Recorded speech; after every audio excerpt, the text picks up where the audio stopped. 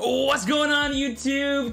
YouTube is officially receiving my content. How you beautiful people doing this morning? So sorry that I am late, Amundo. That is on me for being stupid. I was moving some stuff around because, as you guys can tell, if you guys have been watching my streams for a while, we have a brand new setup, and so in order to achieve this setup, a lot of stuff had to get moved around, and I didn't do the best job of moving around my microphone stuff. And so my microphone has been broken for the past couple streams, and it's been sounding like absolute dog crap. So I tried to fix it, and then I broke it. So, I was working on that all morning. I think I finally got it fixed. Let me know how it's sounding. If it sounds like I'm a little low right now, it's because I am pretty tired and my throat kind of hurts a little bit. So that's on me, not the microphone.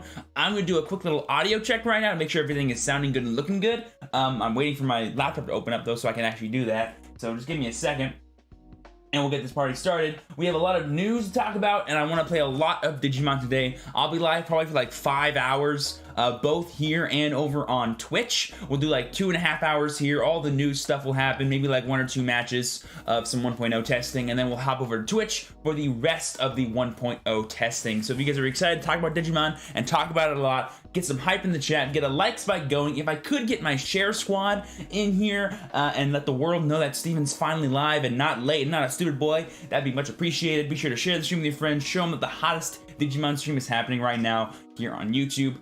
Give me 1 second. I think my laptop's working. It is. Joy. Technology, boys and girls. Technology. Let's see. I need this. I need... What do I need? What do I need? I need this. And then I need to go to this. Yes. And then I need to come over here. Sick. Okay. I'm going to do a quick little audio check. I'm also going to pop out this chat here so we can see some better stuff here.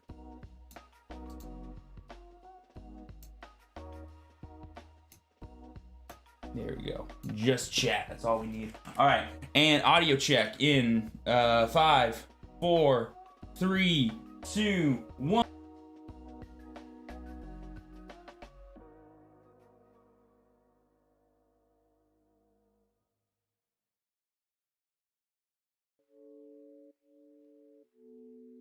That sounded good to me. All right, so let's go ahead and look at the chat here. Answer some questions. Drink some water. Always gotta have that water handy, boys and girls. Tomorrow I am working, yet I am still here watching this. Yo, Goku, I appreciate that, bro. But get some rest, man. Work is important. When is the official release date for Digimon TCG? Sometime in January, like late January 2021. But the pre-sale has already happened, so like if you want to be like it's out but not like officially, you can. If you want to do some 1.0 testing, I'm down, Steven. Oh, no worries. I'll be doing it on tabletop later. I'll ask for a room in like an hour and a half, probably. We have a lot of news to talk about for Set 4, as well as the Digimon TCG 1.0, just like tournament results, because we had some tournament results from this past weekend, not just mine, that I do want to talk about. Any tips on making Rust Tyrannomon 1.0? Don't rely on Taiga. The best tamers you have are Mimi and Izzy Azumi. No questions asked. Let's see. You doing webcam tournament? I did one last week, and then the official one I will be doing. Yes, there's also another one happening this weekend, I think, but that one's for people in the UK, and I think it's already full. I'm commentating it, so I couldn't participate anyway. Just subbed you yesterday after watching 3 hours of your live. Wow, you guys, yeah. Yo, can I have a question? Actually, who is new? Is anyone new to my live streams, or is anyone coming from their first live stream being the box openings? I would love to know what you guys think, because you guys are not used to this kind of setup then, for what we're doing here. What's the best deck for a beginner? Whatever you like. Pick your favorite Digimon, build a deck around it. There you go. I think everything in 1.0 is viable. Everything is viable, so therefore everything can be used to learn. Go for the cheapest option of whatever you like, and have fun. I'm new, found your channel yesterday. That's awesome, memories. Hopefully you enjoyed it. I'm new. First one for me, I am new. Yo, what's going on? Edward, Vampirate, Axiom, that's how you say that word. New, me, Goku, Dominic,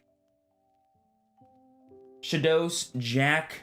I've been watching videos for a minute now. Love the Digimon content. Yo, Jack, I appreciate that, bro. I'm new, really into this channel. Very excited for the Digimon TCG. Me too, no named weeb. Me too. New today, watched your recent videos over the past day or so. Awesome, Mobo. Glad you enjoyed them.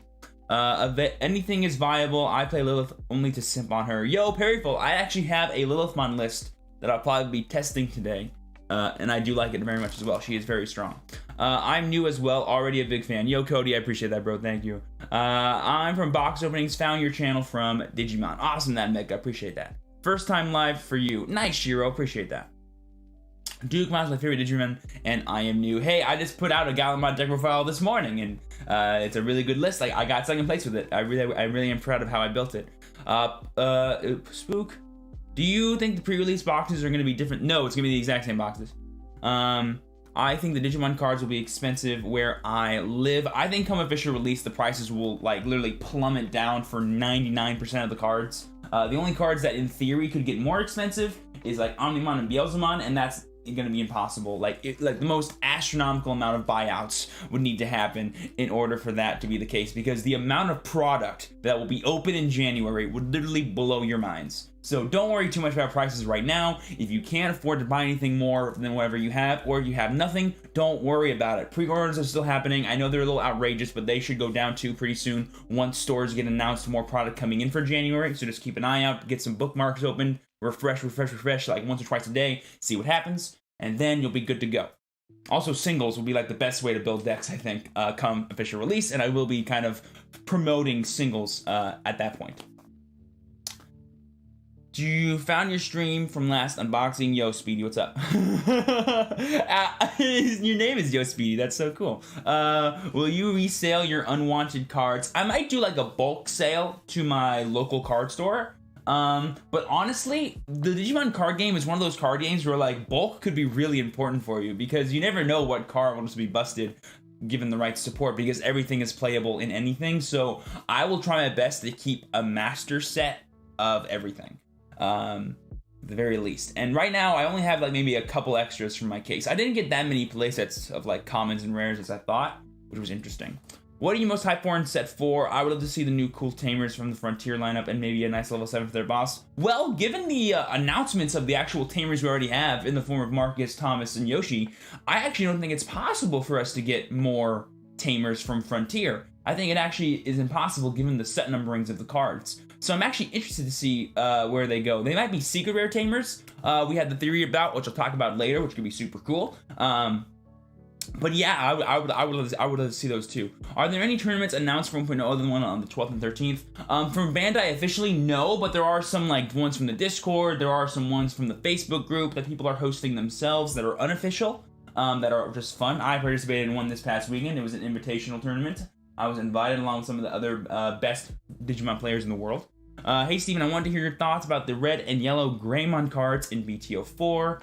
Some are hybrid colors, and I'm wondering if you think Shine Greymon decks is worth becoming red and yellow. Oh, for sure. Given the amount of support they're giving red yellow with Shine Greymon in them, it's going to be super good. I'm not sure exactly what cards you will be playing for sure yet until we get all of them announced. I won't be doing any like actual deck building and stuff for set 4, but the ones I have seen would splash very nicely into a red deck, / just be better than some other cards we already have in red and in yellow Shrine Greymon. So yellow could get a really big boost come set 4, so I'm looking forward to seeing that. Which is your favorite gen of Digimon TCG and anime? Gen 3, boys and girls. Digimon Tamers for life. And then Digimon TCG, I low-key liked Digimon Fusion. Digimon Fusion, if you guys don't know, was the second Digimon card game they tried making like 5 years ago. And it was so fun. It was actually a really cool mechanic-based game. The problem was that it was solely focused on Digimon Fusion, or Digimon Cross Wars. And because that was like one of the most hated seasons of the anime, no one really was into it. And so it just died here in the US really fast. But the game was actually really, really good. It was really fun. But it was bad. It was badly supported, and it was built on a foundation that was rocky. The Digimon card game, though, the one that we're playing, is built on the entire franchise of the Digimon world, which there's always going to be, like, if you like Digimon at all, you'll like something about this card game, which is super cool.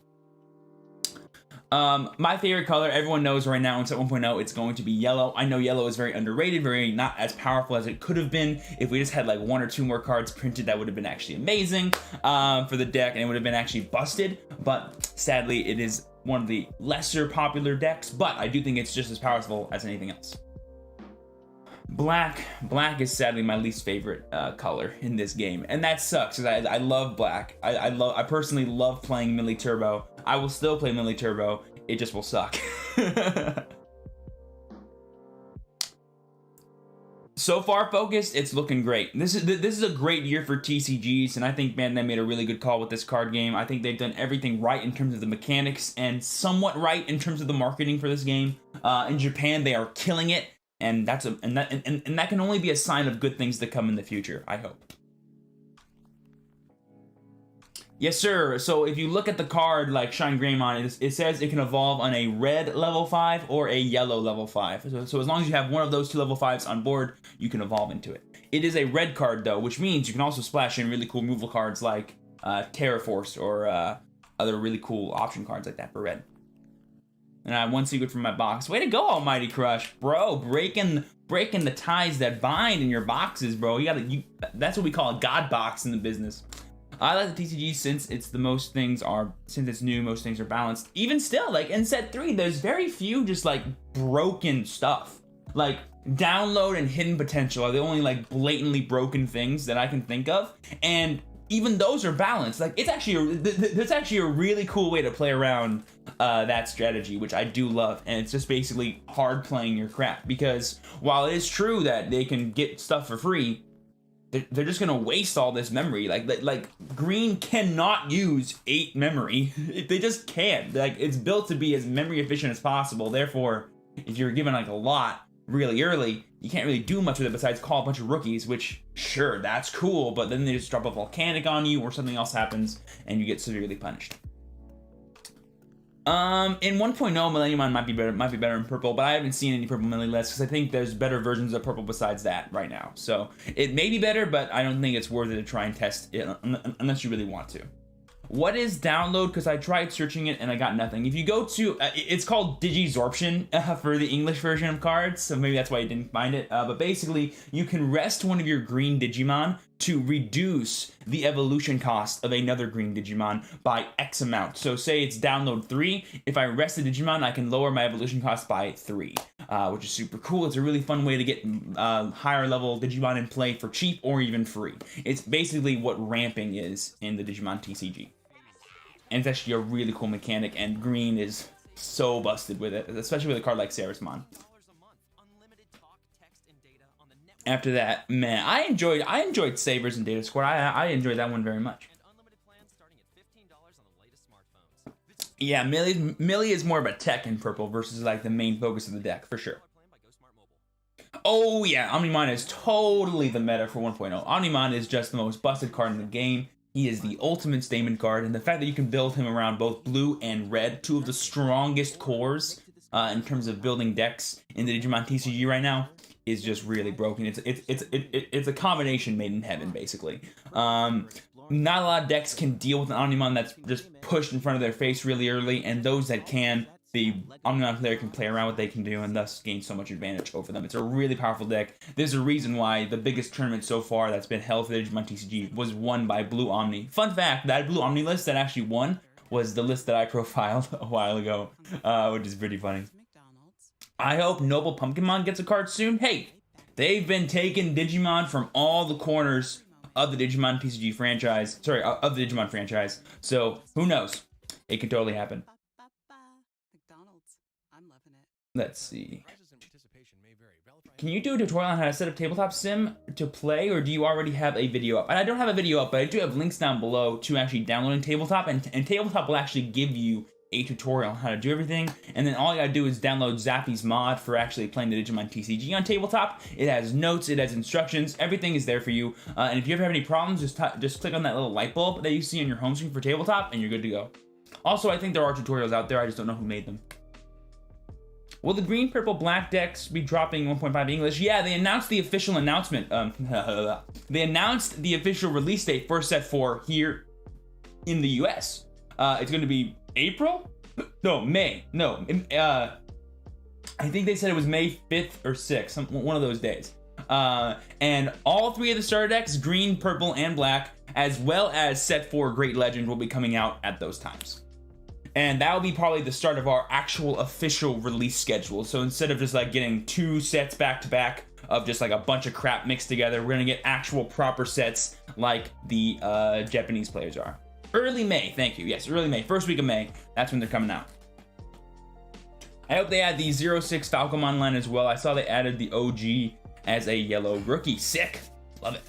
Good evening. I am looking forward to January when the TCG comes out. It looks really fun to play. Yes, for sure, Glenn. It looks super fun to play. It's so much fun. Definitely give it a try if you guys have not already.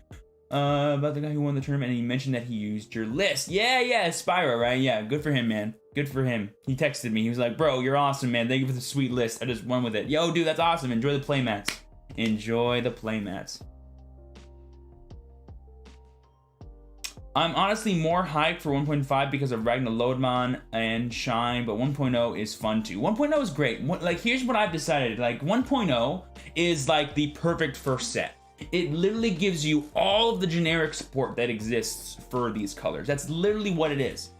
And then in set 1.5, we have the more focused archetype built around support. That's literally what it is. So we have all the generic stuff, and then we have all of the archetype-based support that have very specific strategies within them that are maybe separate or kind of similar to what the main core colors are trying to do. That is the whole thing. And you know what? If that's how they want to build their sets for the first 2 waves of support here for the US, that makes sense to me. Go for it. But then after that, we're going to get more standard release, like 2 every 3 months for a brand new set, and it'll come with just all brand new stuff, whatever that may be. Where did you get the playmat you used for your box opening? Oh, this one? This is my super awesome Digimon playmat that I got from Chosugoi a long time ago. Chosugoi.com. This is a super awesome, like, retro 8-bit playmat. You can see how old it is because it says raising area instead of breeding area. I think they're newer mats. They have, say, breeding instead, so they kind of updated that, which is super cool. They also have some new arts as well that are super nice. Chosugoi.com, super cool. They're actually sponsoring, I think, the tournament that's happening in the UK this weekend that I'll be commentating for. So go them, man. They're awesome. What do you think about the new haste ability? It's interesting. I like how they're balancing it. We'll talk about it in a second, but basically I feel like you can just splash haste into things now, and that could be a really just nice one-of tech for most decks, just to like blow your opponent out of the water out of nowhere, because they're like, okay, he has this many attacks in play, I'm good. But if you have like X amount of memory, or you can like cheat in a level 3 during your turn, you can just get an extra attack in, and your opponent's like, oh yeah, that's a thing that exists, and you can really catch them by surprise. So I kind of low-key like it. I don't think haste is actually good enough to be a strategy on its own, but we'll see what kind of support comes out for it. Right now, purple is looking like the haste color that can like abuse it the best, so we'll see what happens. We'll see what happens. We'll talk about like the actual reveals, all of them, in just a second, but I want to just ask you guys about anything else you want to talk about before we just move on there. I've been using Untitled Play. Nice, bro. Are you going to make a pack opening video? I already did. It's 3 hours long. Enjoy it. Dude, Commando. Yeah, they made all these little... I was like, bro, what's with these Commando cards? These mini archetypes, bro. I love it. I love it. Red Wargreymon, good in deck or bad? I'm assuming you're meaning the red one from 1.0. I like the Wargreymon. It's a really nice SR to go into, or like a big level 6 to go into, I should say, that can pressure your opponent a lot. Personally, a better Wargreymon, I think, is the one from the starter deck, because it may be more expensive, but once you stick it on the board and you go in for that like 4x security damage, it can be super pressuring to your opponent. Does Deviamon's ability work in security? You mean retaliation? No, it does not. A security battle is not the same thing as a battle. Basically, retaliation, it needs to move from the battle area to the trash, not the security area to the trash. And also effective Digimon don't activate in the security zone unless they explicitly say they do. That's part of it as well. Why does Digimon give itself download, or does it give another Digimon the cost? Yeah, so download is a mechanic that applies to the Digimon itself. You can reduce this Digimon's evolution cost by X number by resting one of your green Digimon. That is how download works. So if it's download 3 on like level 5 Argomon, you can rest a green dude in your battle area and evolve onto a level 4 for free. That's how it works. And it does affect the card. Do you recommend any sleeves? Oh yeah, katanas, dragon shields, I low-key love these sleeves that Bandai's been putting out, but yeah, the green katanas are super solid for me. I have like cases of these. I always get these after I go shopping. Guys, I have a rule. Every time you go to the card shop, buy sleeves. Every time. I have, okay, look. Okay. Do you guys see all these 1Ks and these 1.5Ks? These are all filled with sleeves. These are all filled with sleeves. All I got are sleeves. I can recommend anime sleeves. I can recommend, these are actually super high quality sleeves right here, the Bandai ones. I'm really glad that I got these a long time ago. And these are going to be the sleeves that are going to be given away during the official webcam tournament if you win, so keep an eye out. These are pretty hot. These are pretty hot. Let's see. We got what? Oh yeah, we got some more katanas over here. I do have dragon shields on dragon shields on dragon shields. Let's show off some of these anime sleeves. Oh, I love these. These are some super cute Pokemon sleeves I have with my Pikazard costume sleeves. Very similar. We have the Team Skullgrin Pikachu sleeves. Look how like badass he looks. Look at him. He's a little thug. I love it. We got some Buddy Fight sleeves for any Buddy Fight fans out there from Bushy Road. We got Nano Machine Ninja Tsukikage. Super cool dude. Let's see. Oh, we've got my main man, Steven Stone. We got some super cool matte Pokemon sleeves here. I love these because you guys know Steven Stone's like my hero. I am the true champion. Steven, after all, Metagross is the best Pokemon ever. All that fun stuff. We got some Snorlax sleeves, some OG Pokemon sleeves. Let's see, anything super cool here. Nothing super special.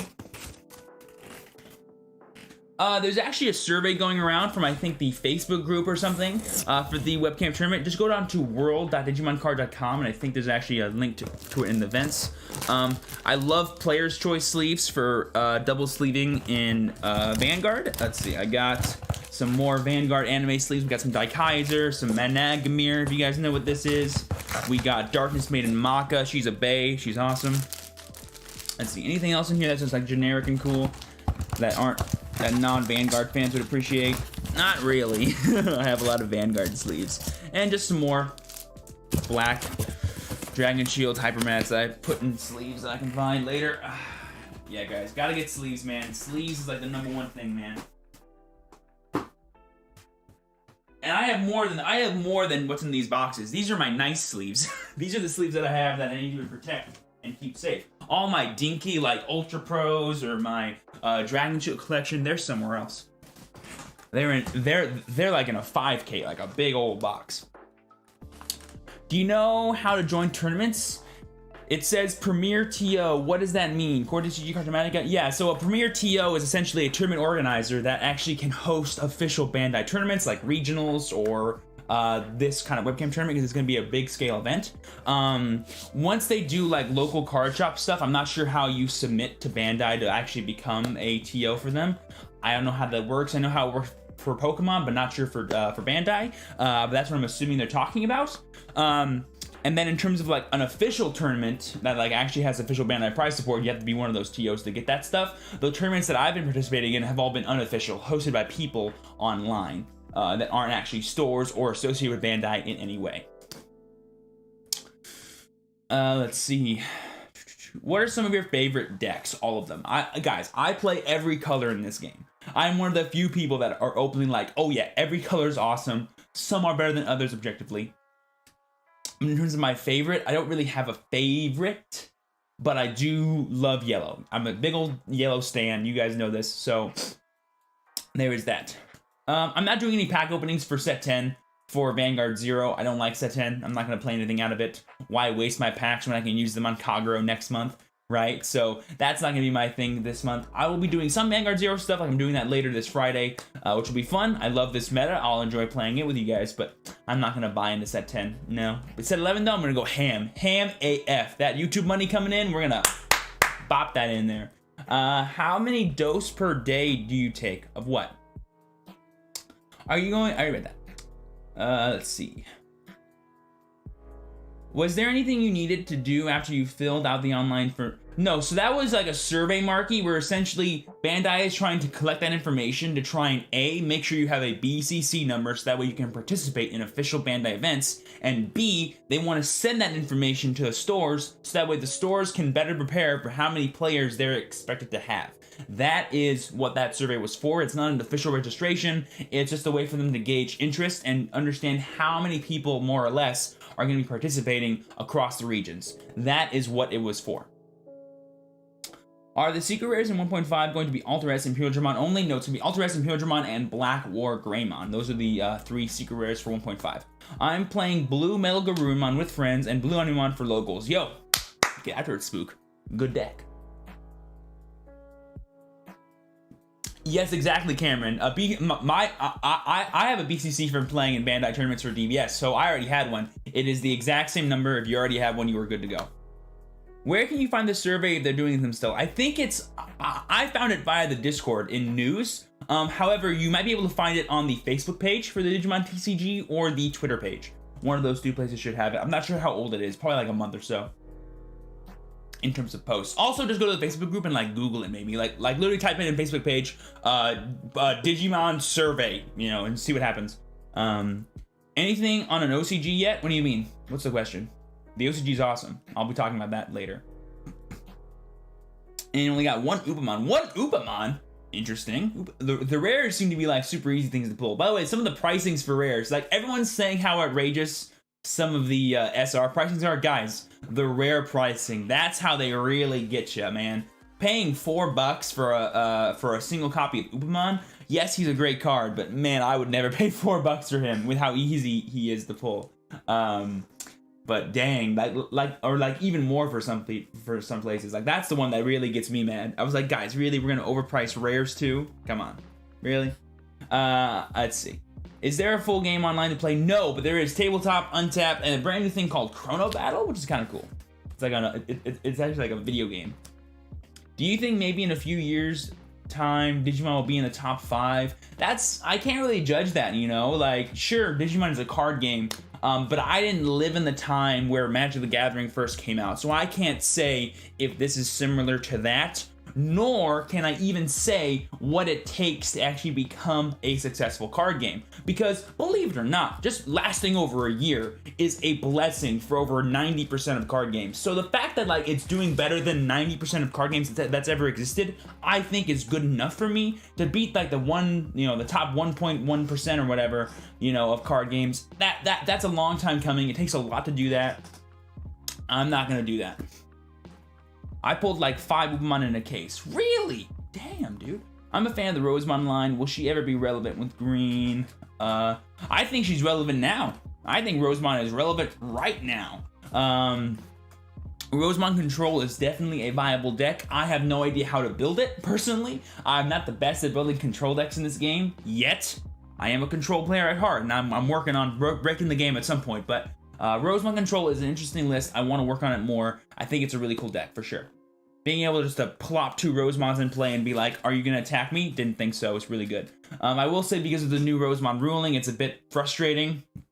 Maybe they might change it. We don't know yet. What do you think of the new Season 5 Tamers? Are you okay? Oh, I'm not Gary. Oh, Marcus, Thomas, and Yoshi? They're cool. I like how they add nice mechanics to Digiburst, and they're pretty neat. Why do you think Buddy Fight died? Lol. Bad marketing on Bushy Road's side. Some weird mistakes like halfway through the game. They made like everything generic and stupid. Players just like generally lost interest. Coco probably hit Buddy Fight really hard. That's probably a huge factor. You know, while what Buddy Fight lacked in like actual media support and like getting new players, it gained in just active, disciplined, like Buddy Fight players were like some of the most devoted fans ever of that game because it was a great game. It had a really cool mechanics in it and people did love it, but it just couldn't survive through Coco, I guess, is my guess.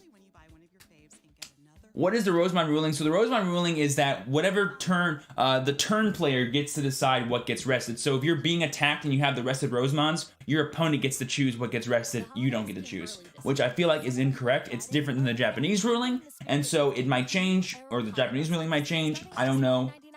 It's up in the air. COVID. I call COVID Coco. Plus the #1 gift on everyone's wish list, Arrow Jeans. Holiday joy starts with Arrow Hollowbusters. Shop gifts that don't. So, Digimon starting during COVID is actually interesting. So I think the idea of like card games being huge right now is big. But card games that are easy to get into. So like Yu-Gi-Oh's getting a boom, Pokemon's getting a boom, Magic is getting a boom.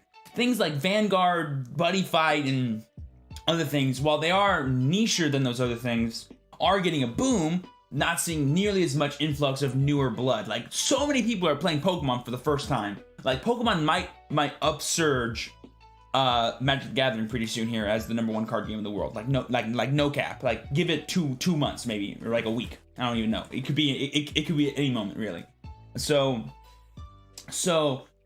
for Digimon to have a dedicated franchise of fans and then this influx of new income, of more time for a lot of people, might have given it a big boom, but that's only for Japan, and we wouldn't have seen those effects here in the US at this time. So to say like that's going to be the reason why it's going to do well here, I feel like shouldn't be said. In Japan though, definitely was a possibility. Do you plan on hosting any webcam tournaments? I thought about that. I thought about just doing like fun streams where like I play with you guys via webcam if you want to.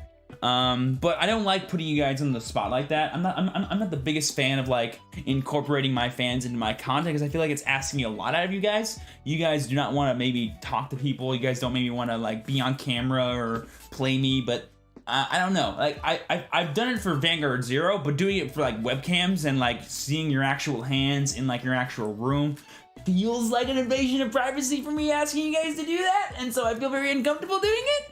But hosting a tournament, I could do that probably. I could probably do that better. I'd probably prefer to do that, but I wouldn't even know what to do. You know, I wouldn't even. I'm not a tournament organizer kind of guy. You know, I'm a player. I'm a competitive boy. I need to be in the trenches, playing with you guys and showing you, hey, I'm awesome too. You know. I hate that trope of like, oh, content creators suck at the game. No, I am awesome at these games, all right? I think on a level that you guys can only dream of when it comes to playing these games. And I want to prove that to you by doing well in tournaments. And I can't do that if I'm hosting tournaments, you know? So it's interesting. It's interesting. Are you sure, Gyro? I'm pretty sure. I don't know. Like, as someone who hasn't played Pokemon since Coco, I feel like everyone misses it, you know, like once Pokemon tournaments happen again, here's what I think I'm saying. Once Pokemon tournaments happen again, I feel like they will be bigger than Magic tournaments. That's what I'm saying. I'm not saying it'll be like the best game ever compared to Magic. I'm just saying like I think the player base will be coming in waves, way more than Magic players will. That's what I'm saying. The United States. I'm in the United States. Did you ever play the original? I did play the original. I played the original and I played, whatchamacallit, Digimon Fusion. I have played every Digimon card game ever. Which are the big boys for Purple 1.5? All we really get 1.5 for Purple is, like, Mastimon, I'm pretty sure. Like, Purple gets, like, the hard shaft in 1.5. You know, they got the everything in 1.0, but in 1.5, they get, like, nothing, man. They get, like, some random really cool rares, like Lady Deviamon, Saberdramon, and, like, other little things, and then Mastimon, and that's about it. My first card game was actually Magic, and I have a ton of dedicated Magic people that are my friends, and I do know a lot about Magic, actually, personally. How do multiple security checks resolve? One at a time. So if you have 2 checks going on, you go 1, resolve. If your Digimon dies to that battle or by a card effect, the second check does not happen. However, if it doesn't die, the second check happens, and then you move on from there.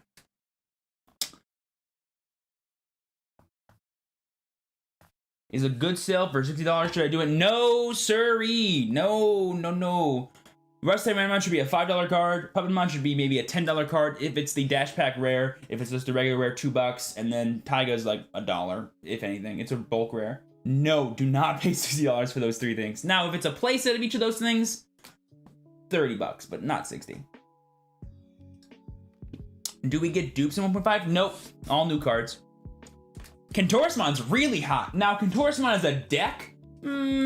Like quad Kentorismon, quad / Andromon is a really cool idea in my brain that I want to try. I can't do it right now. I don't own 4 copies of Kentorismon. But one day I might. I don't know. I'm not sure. like an actual Contourmon deck, I'm not sure about, but Contourmon like by himself or like as a 2-of is a really powerful card in this meta for just extending the game / potentially being a really cool body to swing with, because swinging with him is like fun, because if he hits the security and doesn't die, your opponent now has a choice to make. Do I kill that thing during my turn and thus risk losing one of my dudes, or do I just like leave it there and it could be another damage later on? That's actually a really interesting like back and forth you can do with Contourmon, which I kind of like. Let's see. Oh my gosh, the chat's going so fast. It gets a new one that works with black. Yeah, that's Alter S. Oh wait, they're giving you 60? Is that what you said? Is someone giving you 60? I mean, I wouldn't do that to that man. I feel bad. What did he say? I should actually reread that. Oh my god, where was it? There's so many messages here. Oh, there we go. It's good to sell for $60. I cannot read. Sell for $60. Sell for whatever you want. Someone's gonna buy it. What's the policy on using OCG cards in a TCG deck? Is it the same as Yu-Gi-Oh? What's the policy? No, you cannot. You cannot.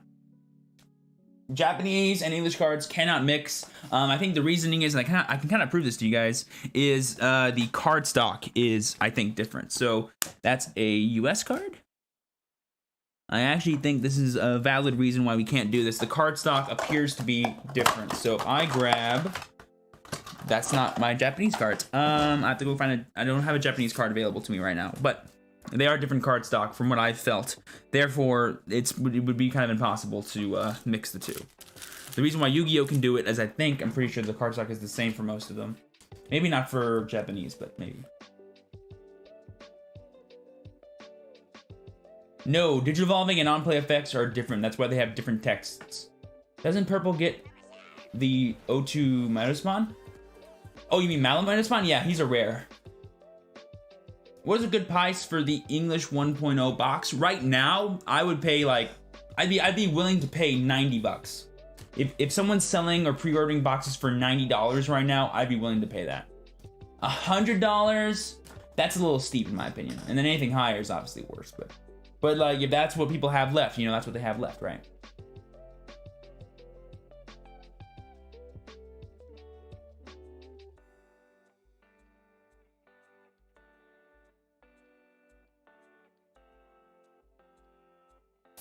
Mark from the back and printing. I'm not sure what you're talking about. Let me see. I got some rares right here. Oh, I grabbed cards and they fell. That is fun. Okay. Marked from the back. I don't see a mark. Okay, I can kind of see like maybe embeveling, but I don't see any marks. The back of all the rares had small indentations for the gold foiling. I do not see any. My eyes either don't work or there aren't any. Oh, wait, maybe. Oh, wait, maybe. Are these in all of them? Oh, okay, now I see it. Is that where the gold... It's only in certain spots. It's not in, like, all where it is. Interesting. That one must have been deeper than the others. Interesting. Okay, yeah, now I can see it. Yeah, there it is. Yeah, good lights, good lights. Cool. You can tell a rare from the back. Get card sleeves. Opaque ones. Flip. Attempt to flip. Yoink. And then put here. Guys, I'm still in the middle of sorting all my crap, man. There is just so many cards to get through. So many. Okay. Let's go ahead and talk about set 4 stuff now. That sounds like a fun idea. Let me go ahead and bring it up. Let me go ahead and hop over here. Let's go to, this is my stuff. I'll go here. I'll start up in news. I'll start up in news and see if there's anything in there. And then we'll go to other things. Okay. News. Okay. Oh, they released the new card sleeves. Oh, dude, I'm so glad they did this. It's just like a pure back design, but card sleeve form. Vanguard does this, and they look so great. These look adorable. We got the boy himself chilling as a card sleeve. Ah, yeah, here we go. May 7th. Awesome. Yep, so 12 cards, 24 packs per display. This is actually really cool. They're changing. So here's what Bandai is doing. Now that we have 1.0, they're going to keep the 12 cards, 24 packs per display, and I think that's going to stay the same for JP as well. That could be different though, I'm not sure, but for the English, it'll definitely be that. And instead of having 20 SRs, you know, per box, we're going to have 12 as well as 3 secret rares. So what this tells me is that there's a very strong possibility the current ratios we have will stay the same, which if that's true, is fire. That is actually fire if that is true, if we get to keep these busted ratios. However, I could see them changing from 2 guaranteed secret rares or 2 alternate arts to 1 and possibly an alt art that's added on, and then you do 6 guaranteed SRs. I could totally see that being the case because getting half of the SRs in just one box is broken enough as it is. So for them to give us more than that would be just absolutely insane. Now, they could still do it. That would be awesome. Please, Bandai, be good to us. But if you want to lower it, that's fine with me too. 26 rares, 13 commons, 44 common cards. Only 115 cards, not 187 like we saw very recently. So, looking forward to that. Just like new set breakdown. I wonder if it'll be the same for Japan. So, it'll be interesting to see if our ratios will be the same as them. That'll be super cool. Also, we're getting Machine Black, Giga Green, and Venomous Violet. I'm actually getting the Japanese version of this pretty soon because I won a tournament a while back and the prize was to get one of these and I chose the purple one. I should have chosen the green one, but I do like the purple one a lot as well. That's pretty cool. So that's gonna be super cool. SRs, that'd be these would DPS. SRs would be worth pennies. That Hercules Kabuterimon is beautiful. Should I buy the starter decks since I don't have any of the new TCG yet? Starter decks are a great way to start. These starter decks are always busted. And oh, here's the questionnaire, guys. The player survey. This is where I found it. I'll post this link in chat. I just found it. Oh, I can't post it in here, huh? I can do it really quick. Oh, no, I can't. Yes. I was like, did I delete my chat box? I did not. There you guys go. That is the survey. Copy it, send it with your friends. Let Bandai know. And here's the login so you guys can get your BCC number. I'll put that in here too.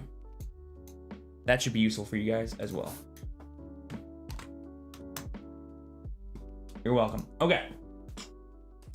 Starter decks come with packs too. Absolutely busted. Dude, yeah, it's actually crazy. Dude, oh, hopefully these will come with packs too. Oh, they do. I can't read. Oh, man. You wanna know the real busted thing about these? Okay, you guys don't know this because you didn't open any Japanese starter decks, but the Japanese starter decks, guys, are impossible to open. They're literally squares, like as big as the cards are. And like, you gotta like pry them off because Digimon cards create a lot of friction with cardboard apparently. But these are busted, these are simple, these just flap open, it's great. Thank you, Bandai, for improving the box opening experience. Right now, save on a Hisense refrigerator that was $13.99 and now it's just $11.99. And a new Google Oh my god, that would be insane, bro. Bandai would never do it though. I mean, maybe they would, I'm not sure. I'm not sure what Bandai thinks. Alright, leaks and reveals. Let's go ahead and just move all the way up. I know you guys are seeing the beauties, don't worry about it. We're gonna go as far back as we can to the set 4 announcements and go through everything. I might skip over some of the starter deck stuff, but if you guys want me to talk about it, I will. Because the starter deck stuff is really cool. They're releasing these cool new promos too for like Monzaemon, Wargreymon, Argamon, and this is the new Tamer reward pack for tournaments happening. It's Rise Greymon from set 1.5. Super beautiful card. Hopefully we get him, and I will use him a lot.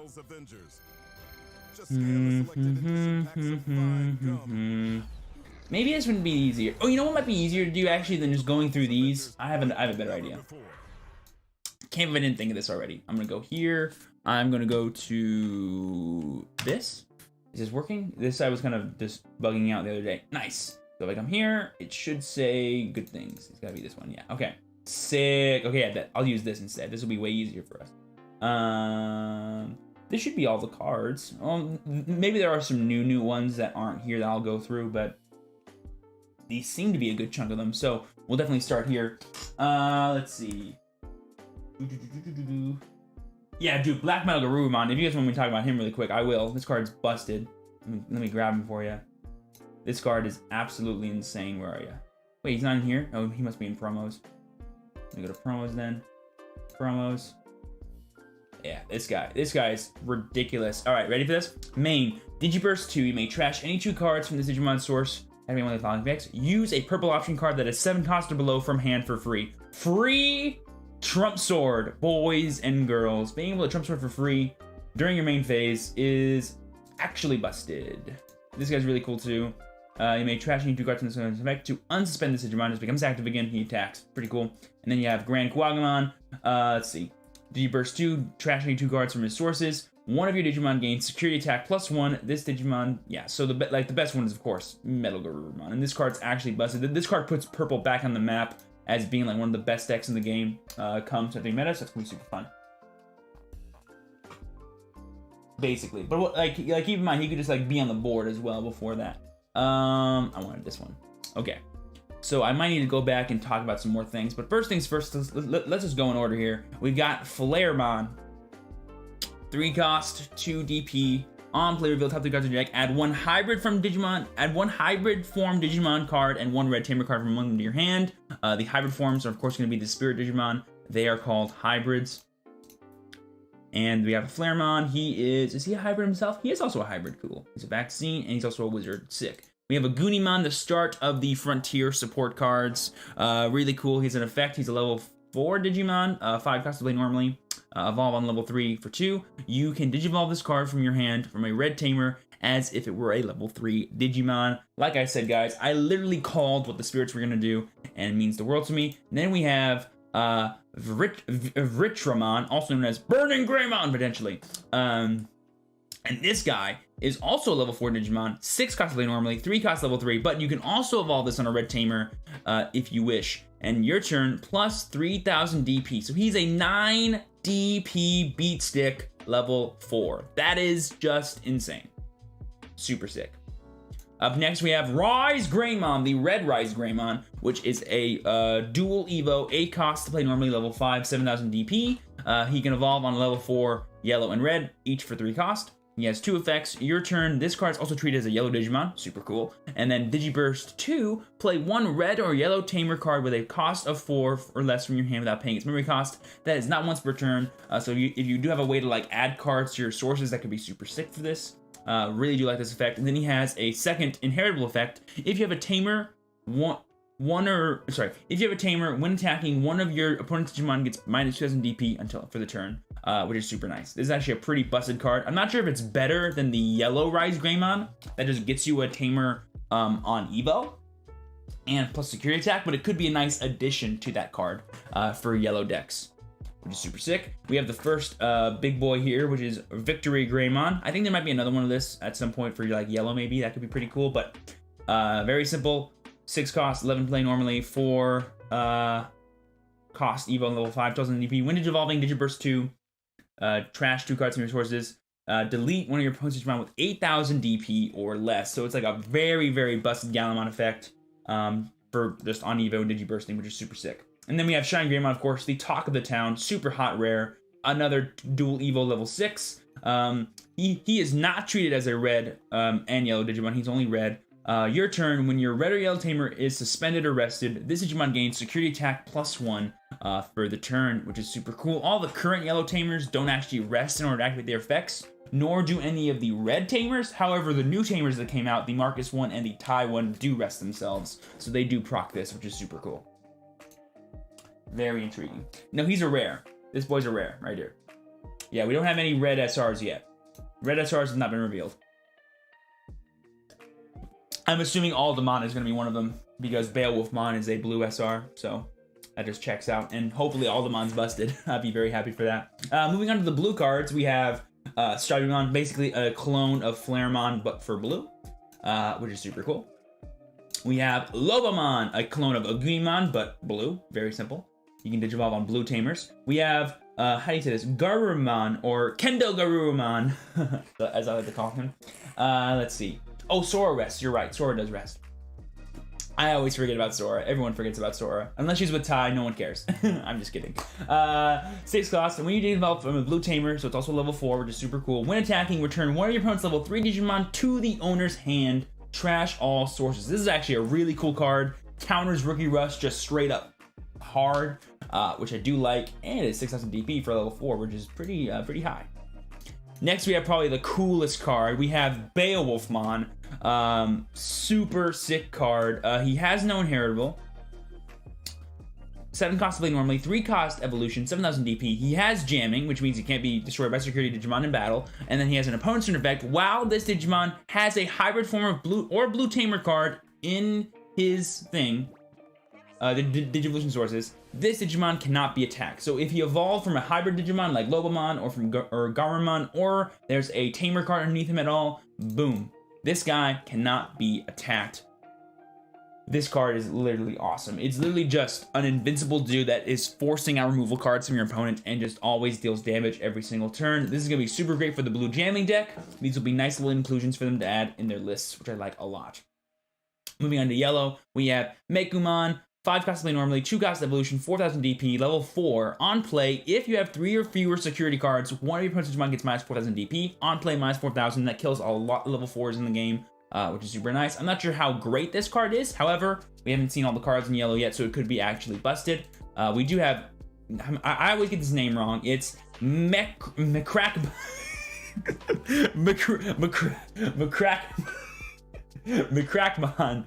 7 cost to play normally, 3 cost evolution on level 4, 7,000 DP. Opponent's turn. When you have 3 or less security, all of your security Digimon get power plus 4,000 DP. If you have a TK Takaishu from the starter deck in play, that's 6,000 DP added to all your security Digimon. That's actually insane. Your opponent will never want to attack you unless it's for game, which is super nice. Now we have a yellow Wargreymon, which could mean Gallantmon yellow, boys and girls, which if that happens, I'm going to be very, very stoked because I do love Gallantmon, and seeing him in yellow makes sense to me. He is a holy Digimon after all, so I want that really bad. I want him to do busted stuff. And this guy's pretty cool. 8 cost to play normally, 3 cost evolution, 7,000 DP, main, Digiburst 2, trash 2 cards from your sources. One of your opponent's Digimon gets power plus 4,000, power minus 4,000 until end of turn. And then your turn, if you have 3 or 4, if you have 3 or fewer security cards, this Digimon gets power plus 1,000 until end of turn. Pretty cool, inheritable, pretty neat card, not gonna lie. And then we have Wargreymon, the first yellow SR, 3 costs to evolve normally, 12 costs to play, 11,000 DP. When attacking once per turn, by adding the top card from your security stack to your hand, you re-stand this Digimon, and one of your opponent's Digimon gets minus 6,000 DP. So when you swing, you can proc the effect, kill a blocker, and then restand. So that's 2 attacks, unblockable essentially, if there's only one blocker in play. Super powerful, very aggressive card for yellow. I would love this as like a one-of in Shine Greymon decks. I don't think it'll be a main deck of himself, but having this card for a free, just 2 attacks against your opponent, potentially with double security attack, is super neat. I definitely do love this card. Moving on to green, we got Lalamon, the first little hint of some awesome Digiburst support. We do have some other ones in different colors that I will show you guys in a second, but this is just the main support here right now. 3 costs to play normally, 0 cost Evo, 2,000 DP. Your turn, when this Digimon triggers Digiburst and trashes this card, Lalamon, return this card to your hand. So eventually, so you get to recoup that card you just lost thanks to Digiburst. You can re-evolve that turn. Super sick. This would be a really nice way for you to reuse rookies so you can play less in your deck and play more copies of level 4s, 5s, and maybe even option cards. This is actually a super cool card in terms of freeing up your actual design space for playing in the Digimon TCG. So I kind of like this. It seems like every color that has Digiburst is going to get this effect, which is super nice. Then we have Sunflamon, which is main Digiburst 2. Choose when your opponent's suspended Digimon. During your opponent's next unsuspend phase, that Digimon cannot unsuspend. So essentially, if a Digimon's rested, you can Digiburst 2. It cannot stand during their active phase, which is super cool. Guys, so the main theme of Great Legend, by the way, guys, if you haven't guessed it already, is going to be Digiburst. That's kind of why they decided to release these starter decks at the same time as set 4, because the Digiburst mechanic got released in those sets. So they're going to release everything at once as like a big old Digiburst month in May, which is super cool. Moving on to green, we have Orochimon, which is a super cool looking Digimon. This picture does not do him justice. He looks way cooler than this. He hopefully will look cooler than this. When Digivolving, one of your Digimon gets piercing. So just give something piercing for the end of the turn. Super neat. I don't know how powerful this card will actually be, but the next card, his daddy form, Nidhogman, is amazing. And you're looking at this card, you're like, 13 cost, 5 cost of Evo, 13,000 DP. You're like, this is outrageous. Remember guys, a card called Hidden Potential Discovered exists, so this is actually a free Digimon to play during your turn on Evo. Busted. And he has one effect. When Digivolving, Digiburst 4. 4 sources you need to activate this effect. Suspend all of your opponent's 5,000 DP or less Digimon, then put all of your opponent's suspended Digimon to the bottom of their deck in any order.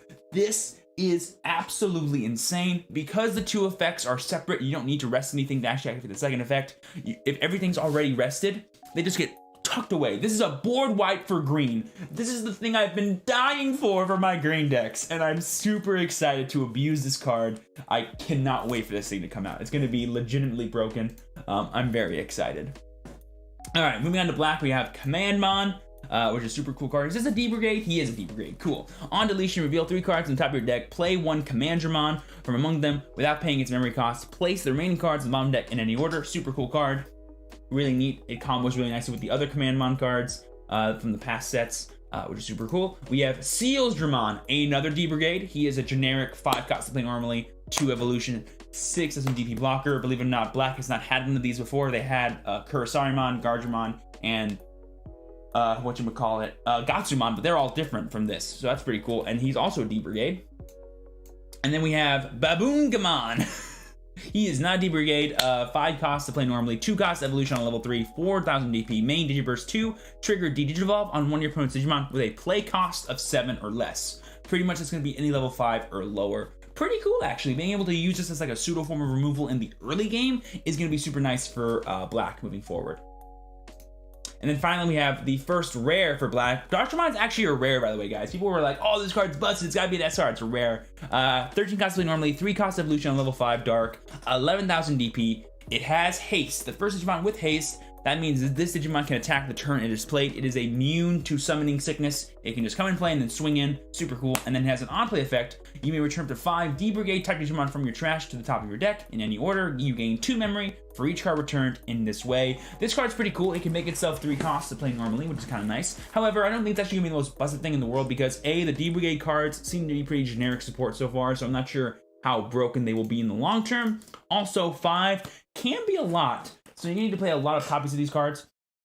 And number 2, the worst thing about this is that it says top of deck. So even if you put like the 5 cards in any order, you're stacking your deck with 5 Digimon, which can be pretty easy for you to cycle. You just go like level 3, 4, 5, 6, whatever, just go. But it can still like essentially waste your turn of just redoing stuff you've done before. So you're kind of like putting yourself in a standstill from doing new things every single turn, which depending on what's in your hand at the time, could be a problem for you. So while this card may seem cool, I don't think it's going to be like the biggest strategy in the world moving forward. However, a 3 cost level 6 is nothing to scoff at. So there is that.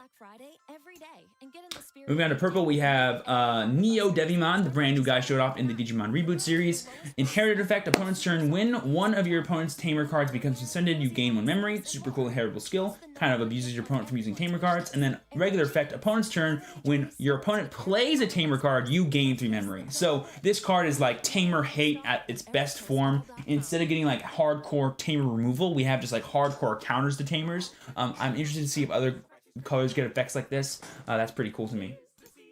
And then we have Don Deviamon, 12 cost normally, 4 cost level 5, 4 cost Evo on a level 5, purple, 12,000 DP. Opponent's turn once per turn. When your security stack is reduced, so it's lowered, trash one of your opponent's security cards. So if you lose one, they lose one, once per turn. Super cool. And then on deletion, your opponent trashes 2 cards from their hands. This is the first form of like hand destruction we've ever had in Digimon, and this could be literally stupid because in the late game, I don't know if you guys know this, but drawing cards, while you may have a bunch of cards in your hand, for some decks is going to be super hard. Like this will destroy green decks. Like green decks will never want to kill this, man. Green decks play from like 5 or 6 cards in hand. Losing any of those cards could really halt your combos in the late game. So this card is going to be kind of dangerous to mess around with, I think, moving forward.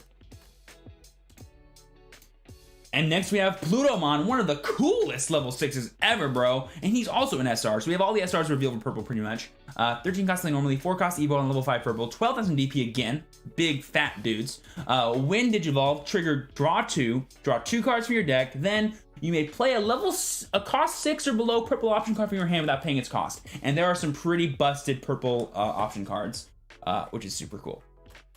If this just said 7, purple would be the best deck in the game. So thank the heavens it says 6 cost. Thank the heavens it says 6 cost and not 7 cost, boys and girls. And the draw 2 is just butter. And we have finally the first set of green level 7s in Chaosmon. We have Chaosmon, that's a rare, and then we have Chaosmon, that's an SR in Valdor Arm, which means Valdormon's gonna come out too, by the way, fun fact. We also still need Bancho Leomon, who's gonna be a green Digimon, super cool. And he's very simple. The first one, the Bancho Leomon plus Dark Digimon, is gonna be piercing, very simple. Then when Digivolve, unsuspend this Digimon, then this Digimon can attack an opponent's Digimon. This attack can even target unsuspended Digimon. So you can like swing at something that's rested, pierce them. You restand, and now you can swing at something that's standing and pierce them. Really cool. You can play this for 1 cost on a green Digimon thanks to hidden potential, which could be pretty powerful. I like this card. 14,000 DP, pretty strong. And then we have Valdor Arm, which might be the low-key better one in terms of just like generic effects. Same exact stats, 15, 6, 6, 14 DP. When Digivolved, activate the following effects twice. Minus one of your opponent's Digimon gets, one of your opponent's Digimon gets minus 7,000 DP. So you can minus something by 14,000 DP, which is super sick. And then on deletion, you just gain 3 memory. So you can play this thing for 1, swing with it, on Digivolve, kill anything 14,000 DP or less, and then just swing. Or kill 2 things minus 7,000 DP, which is pretty cool. Like Chaosmon is gonna be a super awesome splash in any green deck for like your top end.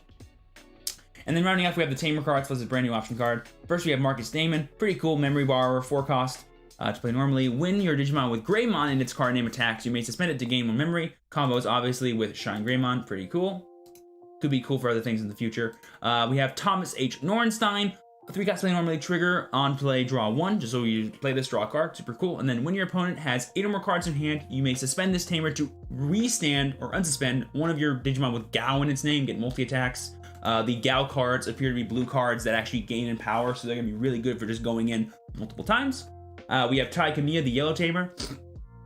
If you have 3 or fewer security cards, all your Digimon get power plus 1,000. Pretty cool. This could be pretty sweet in yellow just for that one effect at all by itself. And then when an opponent's Digimon is deleted, by dropping it to 0 DP, you may rest this Digimon to gain 1 memory. This card's actually really, really sick, and I think it might see play over Kari, because while Kari is really strong, its plus memory effect is dependent on your board state, so your opponent can actually play around it. Your opponent cannot play around Tai Kamiya, and if they do give you 3 or fewer security, they also still get punished by making your dude stronger. So you know what? I do really love this card for Yellow Shine Greymon decks a lot. Next, we have Yoshino Fujita, also known as Yoshi. 3 cost play normally. On play, return 1 of your Digi-Egg cards from your trash to the bottom of your Digi-Egg deck. We finally have Digi-Egg recursion, guys, which means we can get 6 evolutions a single game. That is 6 cards dug through your deck. That is awesome. Yoshi's pretty cool just for that alone. And then your turn, when Digivolving 1 of your Digimon into a Digimon in your hand with Digiburst, you may rest this card to reduce the memory cost of the Digimon by 1. So anything that has Digiburst, you can reduce it by 1. It does not matter what color it is. This could be a pretty big card just to splash in any deck, let alone green decks. So Yoshi might be a super huge card for the Digiburst strategy. Definitely keep an eye on her. She could be super huge.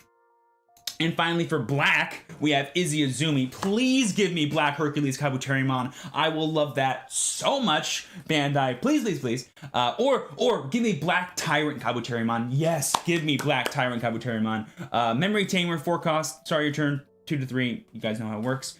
On play, reveal 3 cards on the top of your deck. If all of them are black, you gain 1 memory, and then place the remaining cards on top of your deck in any order. So the turn it's played, it's basically a 3 cost card. That gets you 3 memory every single turn, which is super cool. I'm not sure how much I love this card. I think it's neat. I think it's a really neat form of memory tamer that only costs 3 if you proc the effect, which could be cool. But I think just the card like Tai Kamiya, for the kind of value it gives you of plus 1,000 DP during your opponent's turn, is maybe just a bit better. But who knows? This could be really interesting for black strategies moving forward. And finally, we have the first option card reveal for red, the one who inherited the power of dragons. This is actually a reference to an older OG Digimon card, which is super cool. And it's very simple, 3 cost main, draw 2. If you have a Digimon that has Greymon or Drummon in its card name, delete one of your opponent's Digimon with 4,000 DP or less. Security effect, activate this card's main skill. Pretty cool. Pretty cool. I actually do kind of like this. Like, that main effect part is actually super sick. That means you can draw 2 cards on your opponent's turn. Having actual draw power in red that does something else is pretty cool. I'm not sure if it'll actually see play, but it might. You never know. People do love Greymon. All right, so there you guys go. That is that bit. Let's go ahead and talk about all the new leaks now, the new stuff that we haven't really seen. These are all cards from the starter decks, so don't worry too much about these. They're all very simple standard starter deck stuff. We've already talked about some of the busted things. I do want to talk about this really quick. The Toyagumon plus Greymon line in the black starter decks let you draw cards. So having an actual draw engine in black is going to be super busted, so definitely look out for that. Let's see. We just saw those guys. Beowulfmon, the promos. I talked about them already. Let's see. We got, these are the Gogumamon promos. So, like, this is the Gogumamon from the starter deck. This is the Angemon from the starter deck. These are promo versions of them that come out in that brand new promo pack, I think, for tournaments. Or clothing bundle. I'm not sure what it's called anymore. This bit right here. You get, like, cool starter deck alternate arts for buying clothes. Which is, like, I guess, cool for Japan people. I'm not sure how we're going to get them, but we might. These are English versions of the cards that come in the green starter decks. Needle Spray is actually a really cool card. It's basically a really powerful, whatchamacallit, flower cannon, because you can suspend anything on security effect, even blockers, but you can only suspend one thing and not all your opponent's things, which is pretty cool.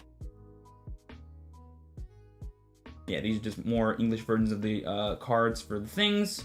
Don't worry about that. We just saw these. Okay, here we go. These are the new things. These came out yesterday, these reveals, and these are mwah, delicious. So Blastmon, whatever this guy's name is, Mach Galgamon, Agumon Senshi mode or whatever. We have Cerbumon or Cerberusmon, and then we have Cerberusmon Werewolf mode. We have a Nubimon, Kari Kamiya dragons, and we have Plutomon's option, which I think is called Hell's Gate or something. So first one is going to be Gogumamon, which is this lad. He's an SR, by the way. Main Digiburst 1. First one of these, Digiburst 1, busted. One of your opponent's Digimon, one of your Digimon gets power plus 2,000 until end of turn.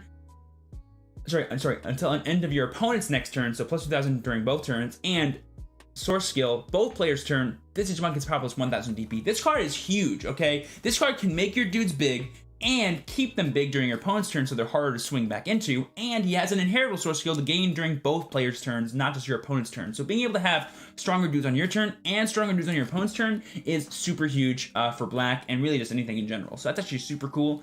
And then we have Blastmon, the level 6 boy. Are you an SR as well? You are. Cool. So yeah, these are both black SRs.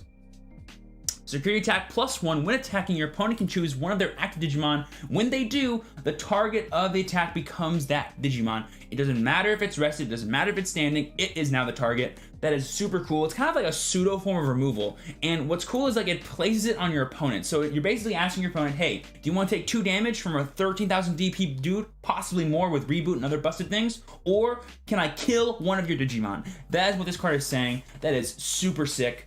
For black in general, I do kind of like this a lot. It's like a pseudo form of removal, but it's also pressure at the same time. Also, by them revealing this card, that probably means that Shoutmon is coming out at some point, which could be ridiculous. So keep your eyes peeled, guys. Keep your eyes peeled. Moving on to Mach Galgamon, we've got main Digiburst 2. Return one of your opponent's level 4 below Digimon to the hand. That Digimon sources are discarded, so you can remove blockers, you can get rid of other pesky level 4s in the early to late game. Super cool. And then source skill, when you have a Tamer card, this Digimon gets power plus 2,000. So a free plus 2,000 for blue. That is so huge. Being able to make Omnimon 17,000 DP or make whatever blue card you're playing stronger is going to be super strong. We have Bushy Augment, who is busted. He has haste as a level 3 in yellow. If you guys don't know, Yellow actually has a way to accelerate level 3s in play called Managermon, as well as the set 1.5 Angelwomon for her inheritable skill. So you can actually accelerate this in play and get some pretty sneaky attacks in against your opponent. I think he'll be a super sweet one-of in decks moving forward, or even an actual playset of him if you can abuse those effects and just get lots of really good, powerful haste attackers in play. Super sick. Moving on, we have Cerubimon, 6 cost to play normally, 60,000 DP, 3 cost to play Evo level 5. For purple. Really neat effects here. When destroyed, draw 2 and then discard 1 card from hand. Super cool. And then we have this boy, Cerubimon Werewolf mode, another level 5, 9 cost to play normally, 9,000 DP, 3 cost Evo, and look what he does. First of all, he has haste, so he can attack the turn he's played, and when he is played, you may destroy one of your Tsurumon to gain 9 memory. So if you already have a Tsurumon in play, like this guy, from a card like, I don't know, Necrophobia, and then you hard play Werewolf mode from your hand, it's still your turn, because he's 9 cost, but he gains you 9 memory, so it's like he's free, and then he has haste. And then you draw 2 cards, discard 1 because Tsurumon died. That's a pretty cool combo. I'm not sure if it's like the strongest thing in the world, but it's a really neat, just like 1 turn aggression combo that can just get in there and then do other stuff, which I kind of like a lot.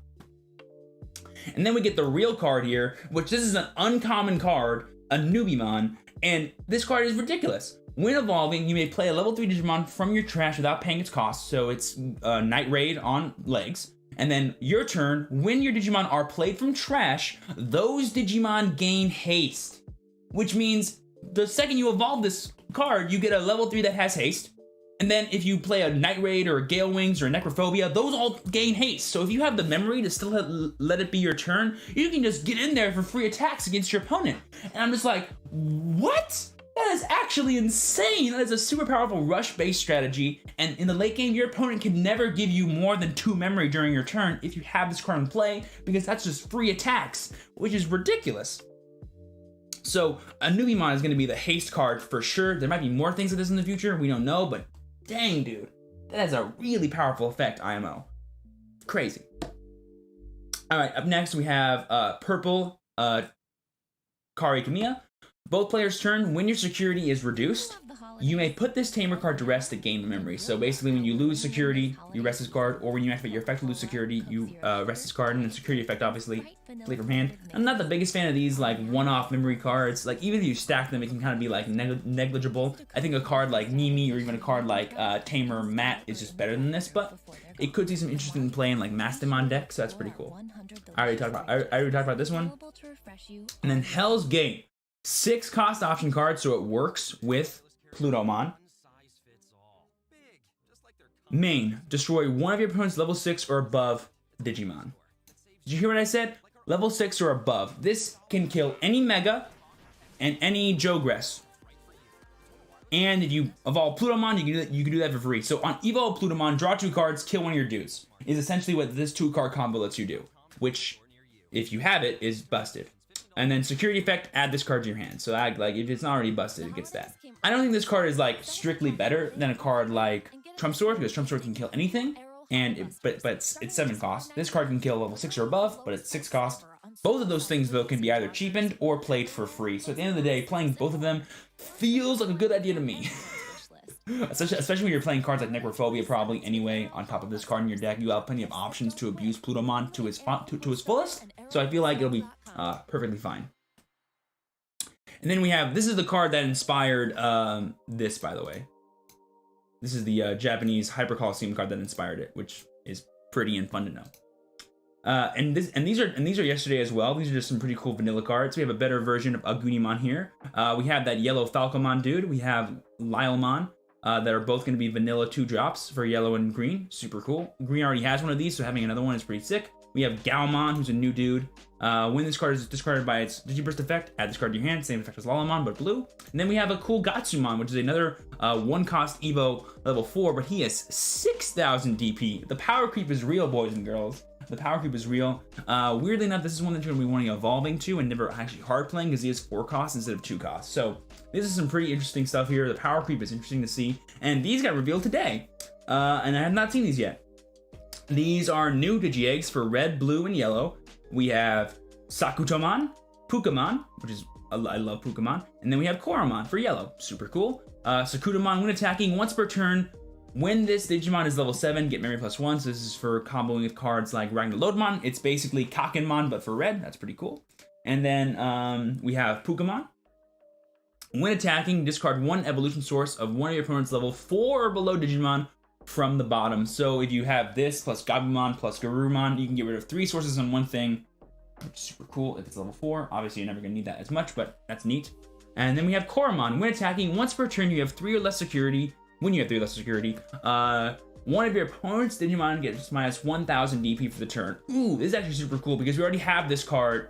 We have similar effects in the forms of Salamon and Gachamon that aren't restricted by security. So you can minus something by 3,000 DP when you swing, which could be a lot depending on what you're playing with in your yellow deck, so that's actually pretty sick.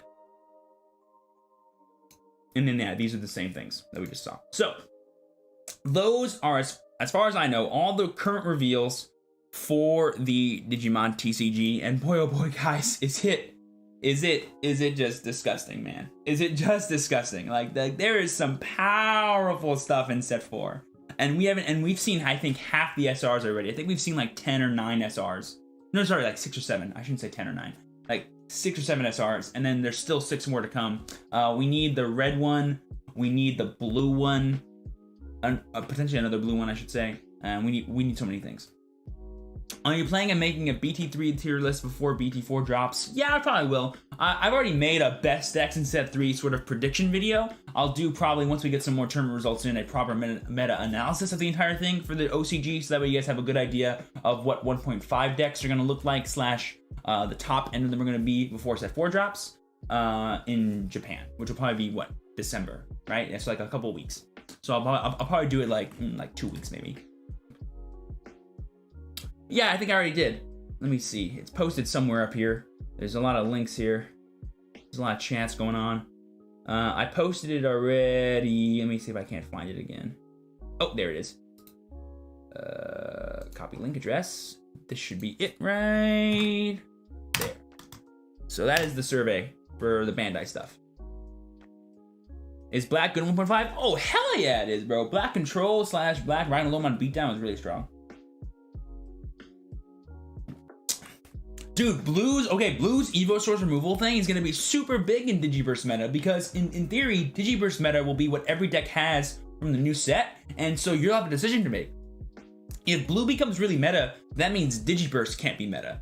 But if Blue isn't meta, that means Digiburst can be. So like, it'll be a cool balancing, I think. I think Blue will become like a big check to those decks, which I kind of like the idea of having decks start to check one another in terms of like generic archetype type stuff. So you never know, man. You never know. Cards like freaking the Desperado Blaster are going to be huge, crazy powerful.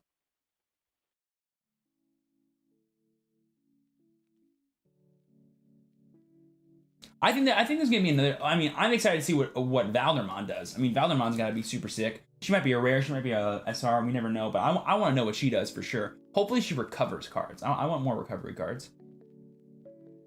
Yeah, they can remove sources with their Digi-Eggs now, which is super crazy. So you can get in there really early, which is super cool if you need to. So like, I'm interested to see how it goes for sure.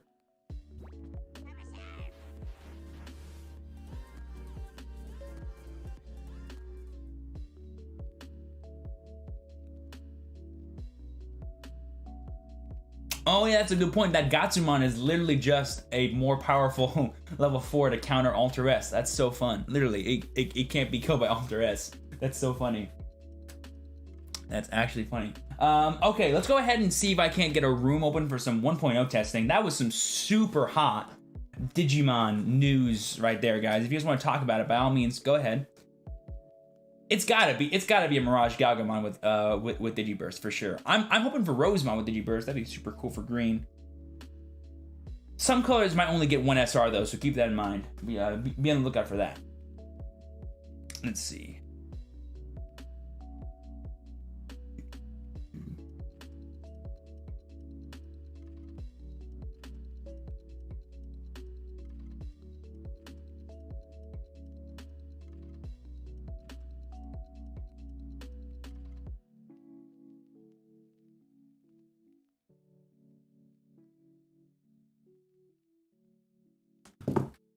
Let me go and find. I think I can get rid of this now. Yeet, and then we can go right there.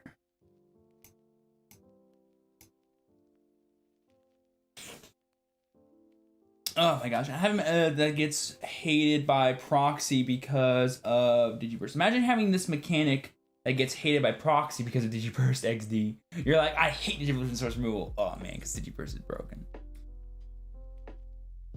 Hybrids is like Legend Arm support. Only 2 colors will have hybrids. Really interesting. Yeah, blue and red maybe. That means red has Legend Arms and black too. Dang, red is getting all the archetypes, man. All the archetypes in red. Will you be testing decks that you plan to build IRL? Yes, I'm. The reason why we're going on tabletop is because so that way I can test everything and have access to everything. I currently don't have access to everything as of right now. I'm still lacking a lot of stuff for purple. I'll be testing a lot of purple today though. A lot of purple.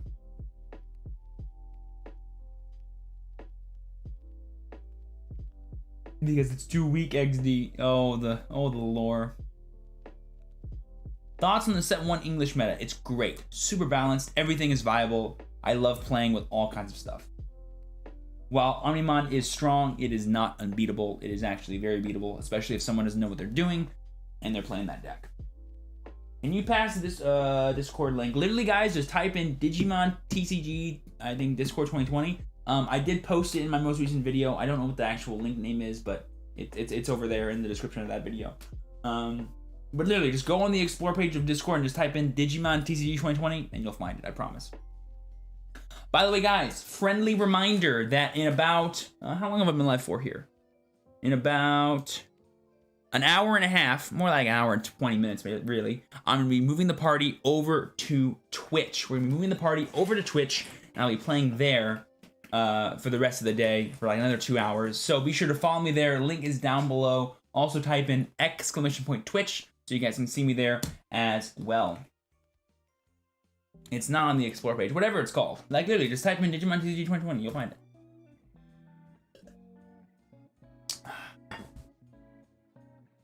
Oh, it's also there too on the main page of Digimon Card Dev. True.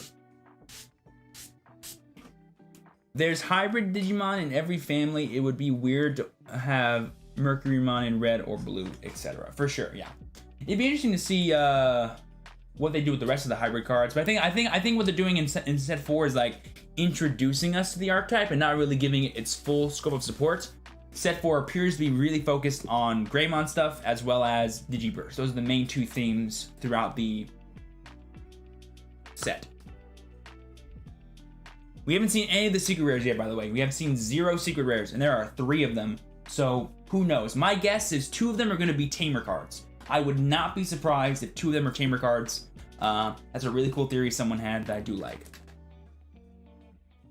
Black Metal Garurumon deck or Craniumon blocker deck is better? What's the question? Craniumon blocker is interesting. It can just wall up really hard, and I would think it would counter Black Metal Garurumon, which is interesting because Black Metal Garurumon's removal is built on destroying things. However, in a scope of like consistency and overall power, I'm gonna give it to Black Metal Garurumon for purple.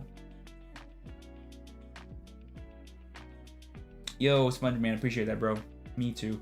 He means to go to add server button and type it in, question mark? Yeah, add server button. Is that what I mean? Yeah, I'm not sure how I've never searched for a server before, but however you search for servers. Thank you for explaining how you do that. I remember. Is Kaiser Greymon going to be in set 4? Who knows? Maybe. We'll find out. Sweet, I'm a Twitch partner. Awesome, Focus. Nice. Good for you, Ben. Is Greymon effect any good because it sounds good for all black blockers? Yeah, and it can only get better the more blockers that we get, so keep that in mind. It feels weird to have the Spirit Evo Mons, but none of the Tamers from that season. Again, they might be released as secret rares, so we haven't had them revealed yet, but if they're not revealed in this set, I'm sure eventually we'll have, you know, Takuya, Zoe, all those boys and girls. Maybe Ordainmon will be included. Yes, for sure, Just Boon, for sure. Also, thank you for that $2 super chat, bro. Much appreciated. Best deck of this format? Omnimon is definitely the best deck of the format because it's the most consistent and everyone loves playing it, and those are the 2 main factors to make a deck top tier. However, my favorite deck to play is yellow, and I'm kind of really loving Red Gaomon a lot. I've actually perfected my Red Gaomon list too since my tournament, and I might take it again if I need to. I do like it a lot. I also love blue just in general. I think blue has a really good engine that is really powerful and abusive in this game, which is super cool. Oh, Lambo, if you want to tweet me that link, I can post it in chat. I don't think you can actually post links in chat, but if you want to tweet it to me, I can post it in there. Much appreciated, friendo.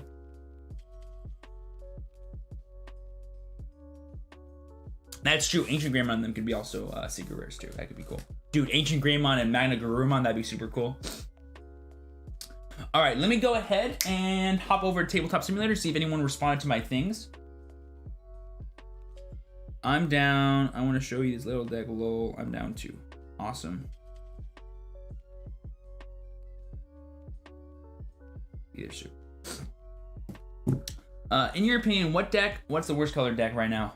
It's black. Black, sadly. Like, and when I say worse, I don't mean not playable. It's perfectly playable, but I just cannot wrap my head around how the list should look, and so I just hate playing it, and I don't like recommending it. But I do love the black color a lot. I think it's really neat. I think it's a neat idea for a color in this game, and I love playing with it, but I just hate deck building with it. I just cannot wrap my head around how to actually build in this format with it. I just can't.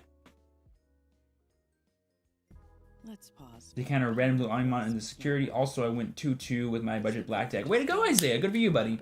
Black gets a million times better 1.5 with Crania, Ultra, and Blitz. Blitz Greymon, man. Blitz Greymon is a godsend for black decks, bro. It is the ultimate tempo swing card, which is super cool. All right, let me go ahead and switch over here to this bit. Oh, wrong bit. This bit. There we go. And then we go ahead and do. I need to change this. Bring this over here. Don't mind the infinity. There we go. Okay. Let's go ahead and join. I think this is the one that I need. Celebrate Black Friday every day and get in the spirit of gifting with new Arrow Holobusters, starting at just $5.99. Literally the lowest prices ever on super soft Tamer. Okay. Now I've not played on tabletop yet using my brand new setup, so this might take some getting used to. I'll be looking this way a lot, so get excited for that. Let's see. Oh, dude, one cost blocker in black would be god tier. The demands of distance learning without crying your eyes out. That's vision accomplished. Whatever your goal, VSP Vision coverage will help you see it through. Enroll at work or buy a plan. Learn more at VSP. I wouldn't say. Well. The idea of blocker black is countered. Black is not just countered by green. You can have some really cool like black style control decks with Alter S that actually abuse green. Like Alter S hurts green a lot, but they can play around it sometimes, but not always. Not always. And you can play around them playing around it, like going if you ever get like the whole wombo of like, okay, Blitz Greymon Alter S, you're just like, oh, I'm a god. Okay, that's cool. Oh, it said the server timed out, but I'm still here, so I'm confused. I'm very confused. I'm extremely confused. Chat, I don't know what's happening.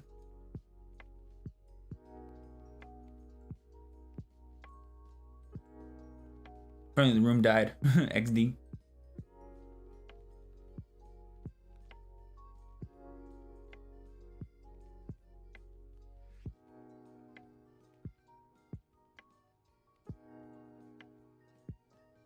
I don't know what happened. It's okay.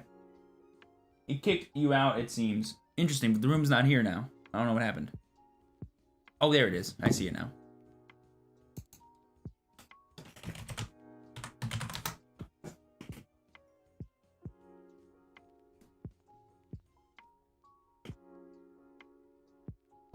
I see now. Cool. Look at those mats. I need blue then. Look at that.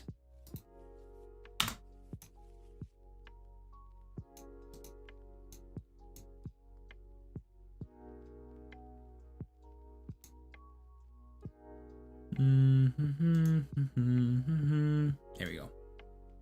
Oh, wait. Nope, I forgot to change that. Right. That's a problem. Right. Oh, we'll just give it a shot anyway.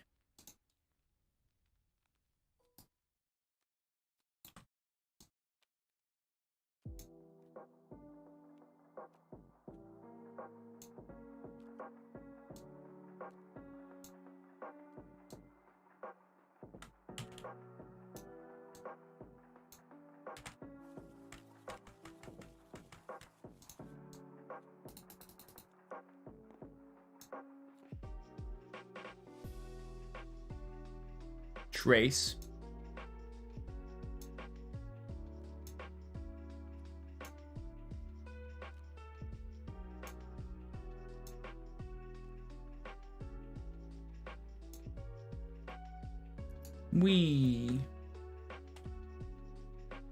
No.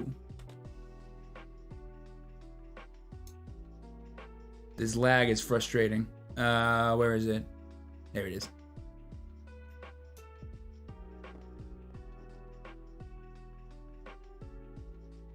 Five. I'm first. Good luck, homie. Alrighty. Draw my 5. Alright, boys and girls. Here we are fighting against my boy Lambo. Sorry again if I can't really see what the chat is right now. I'll try my best to read once the game is over and move on to the next game. This lag is definitely a problem. We will definitely leave this room after this game. Let's see. I will go ahead and evolve into this Tapirmon. Attempt to evolve into it. Joy. I'm going to go ahead and draw. And let's just go into a Devi. Nothing crazy happening here yet. Nothing crazy. Give him the 2. Pass it. Pass it over. Ooh, let me do this. I have a smart idea. This is a smart boy, man. This is big brain level stuff. There we go. Okay, Metal Anamon's a strong finisher. Oh, dude, Metal Anamon's a cool card for sure. There we see a Unimon. Okay.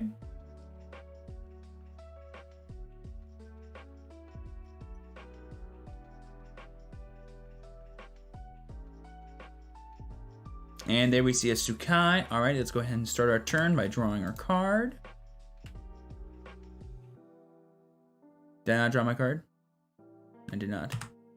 There we go. Okay. Promote.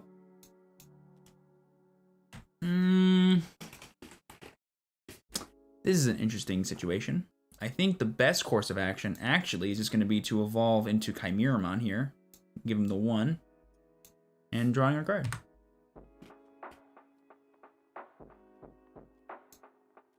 Now, I am at risk for a Symphony No. 1 Polyphony, but I got some really good responses to that if he does go for it. So let's see what he goes for. And if he doesn't go for it, and if he just evolves the Sukaimon, I have a very fun play that I would be more than happy to do, given the correct circumstance. I still don't understand, are we getting all BT1s through 3 when the international release drops, like pre-sale? Like pre-release boxes, or will it work differently? No, so 1.0 and 1.5 will have all the BT3 cards essentially in them. So we will have everything once the official release happens by the end of February. In January, the set 1.0 will be the same as the 1.0 we just got for pre-sale. So it's all the same. But 1.5 will be different and have everything else from the sets that we don't currently have. All right, draw for turn. Hatch. Let's go ahead and Evo into a Gabu. Let's go ahead and draw.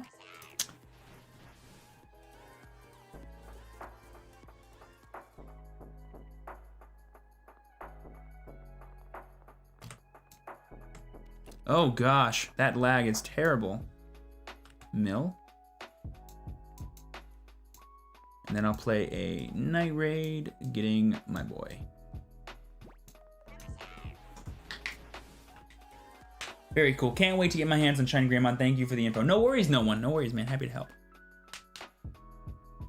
Oh, right. Okay. TK. That's fine. In that case, Night Raid to get...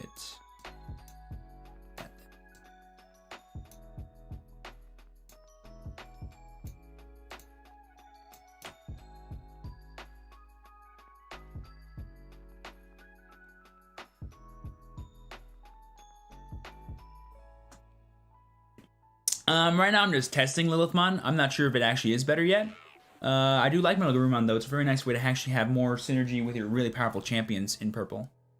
But right now, Lilithmon's been super fun.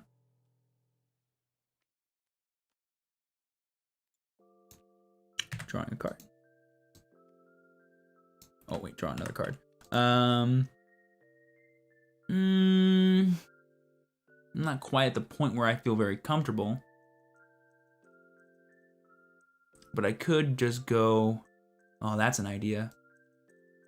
Is that an idea? No, it's not. I thought about it for a second, then I realized it was stupid. I want to hang on to this too, though. Okay, yeah, here's what we'll do. We'll go this, see what we draw. If I draw another rookie, I'll play the Edmon. Oh, I'll play that then. Yeah, cool. We'll just go that, go to 1. Pass it back.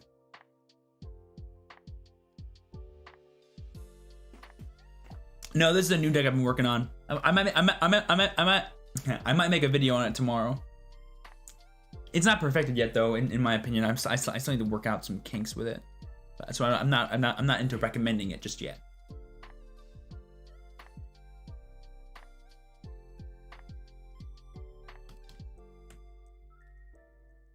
Block. Kill it. Yeah, my face.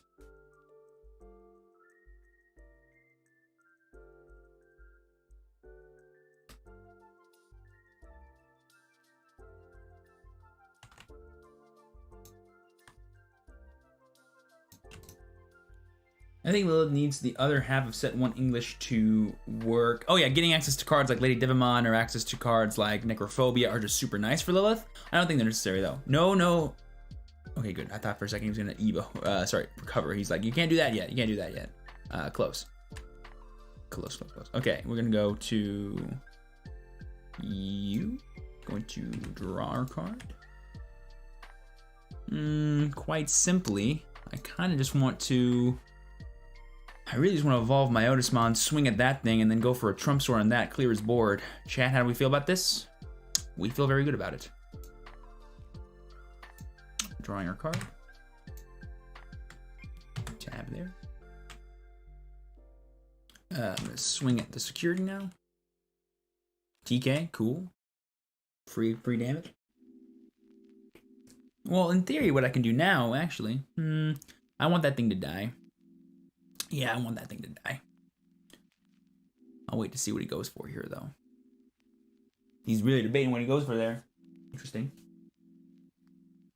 Oh, no worries, Rune. I was actually late as well. What did you add? Okay. Let's just drop a Trump Sword on his butt.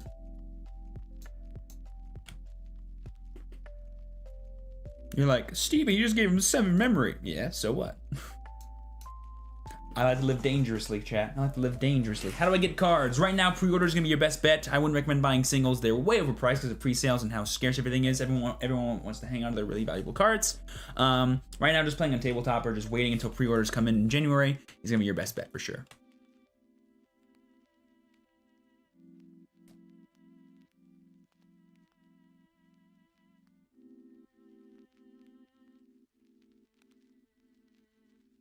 I like them.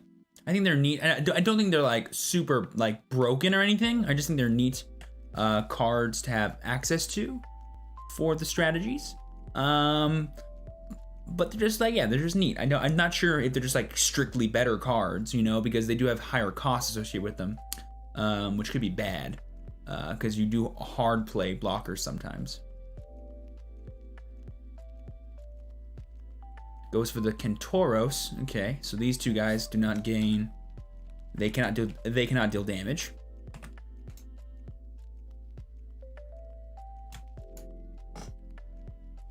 I don't have 9. I'm gonna swing with this, and then we mill ourselves the 3. 1, 2, and 3. And then I think I just go for Lilith here. Yeah, it feels like the turn. So I'm just gonna go for the Lilith. Draw my card. Search. I'm gonna grab Night Raid, and I already have 2 Trump Swords in my hand, so may as well grab another Night Raid. Cool. Alright. And then he gets his 3. I want to build Angemon in all of his forms. Yellow's your friend then, man. Yellow's your friend. Yellow's my friend as well. I have a cool list that has them.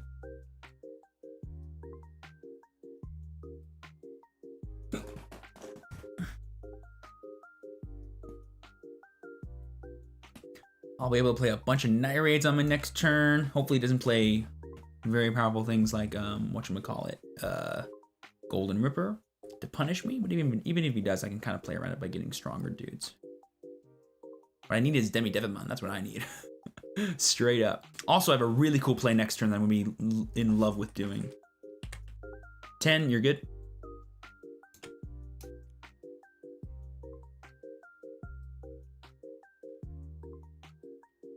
Four, kill it. Oh man, guys, I have the hottest play next turn. I'm excited for it. I'm gonna use Darkness Claw, and it's gonna be very fun.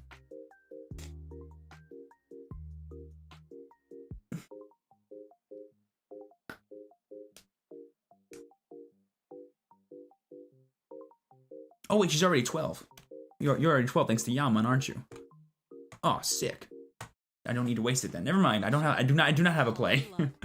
I thought I did. Draw for turn. Hatch. Starting at just $49. Also Swing. pick up 1-quart poinsettias at only 88 cents each.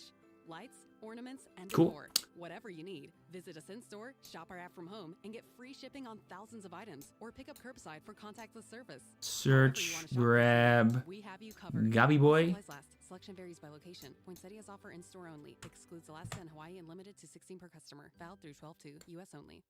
At the Total Wireless store, we know those big wireless carriers are one size fits all. Big, just like their contracts and fees. The Total Wireless store is different. It's a local store. Like our unlimited plan for just $15 a month. Unlimited talk, text, and data on the network that's right for you. The Total Wireless stores are the best. Okay, and well, I don't lose, so there's no point in me really doing anything to counter that. But I see no point not in. Let's see. If I give him 6, can he kill me? Sorry, can he kill more things? Can he kill 2 things if I give him 6? No. So I'm just gonna do this. Go to 6. Kill that.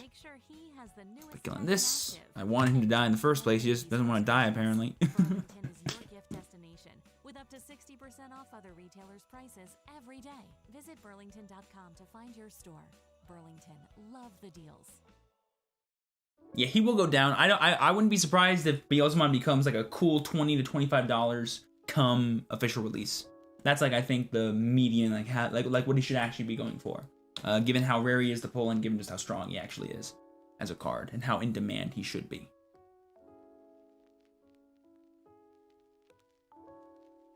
Okay.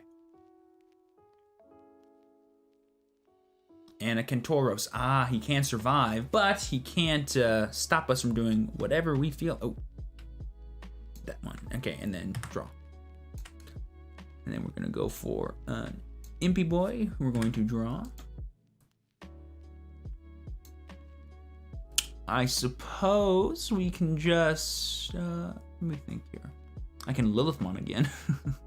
That would be, I can actually. I can go Darkness Claw. Gain 1. Target this. And then I'm going to evolve into another Lilithmon. Drawing one. Searching. Grabbing Night Raid plus Darkness Claw again. I'm going to activate this for free, get this back out, and then I'm going to, what do we do? Do I just play white again and just play this Wizardmon? Yeah, there's no way he can get another Kentauros in play. I think getting the blocker might be smart, but we don't die to the Kentauros swing at all, so it doesn't really matter to me.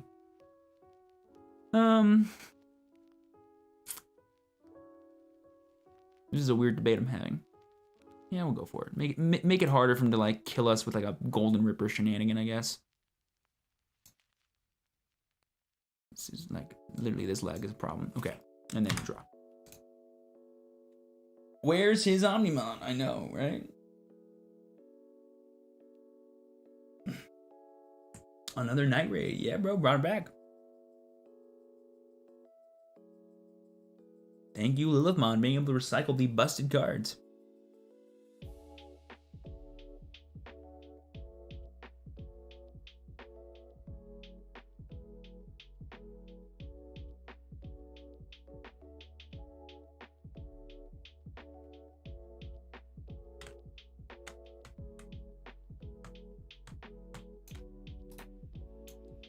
Let's go ahead and add what do I want?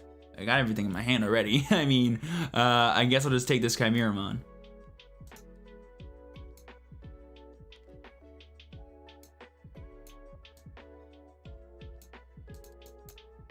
I'll host the room instead. How do you stream your IRL games? Webcam mount, phone? Yeah, this is a webcam mount right here. I actually basically basically I duct taped my webcam to a mic stand, and it's over my desk.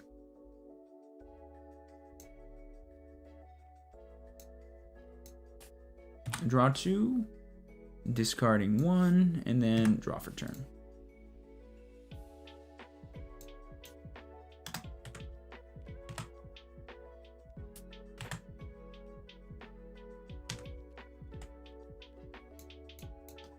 GG.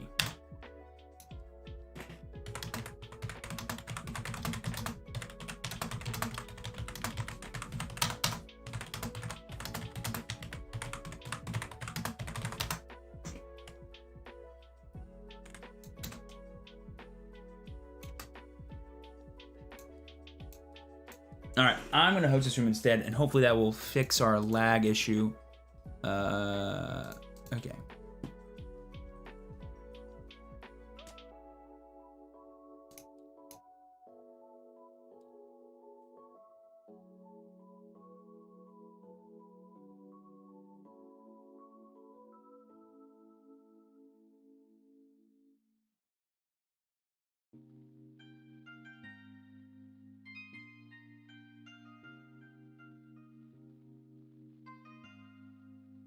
There we go. Okay.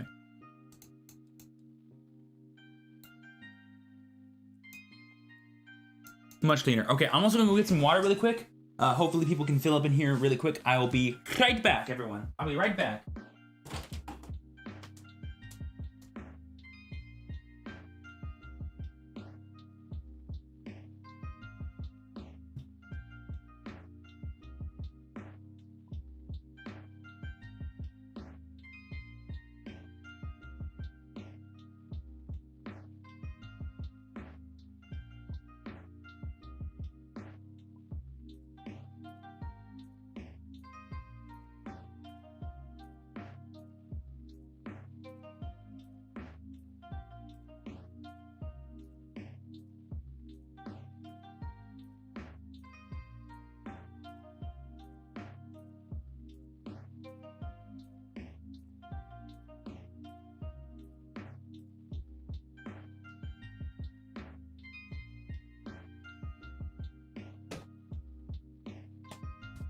Okay, let me go ahead and promote these young fellows. They want to play.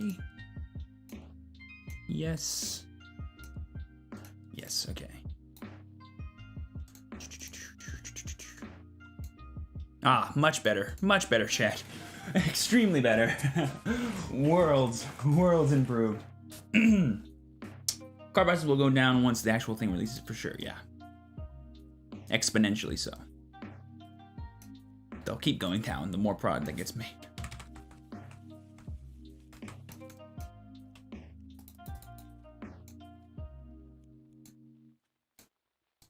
Look at this. Look how snappy it is.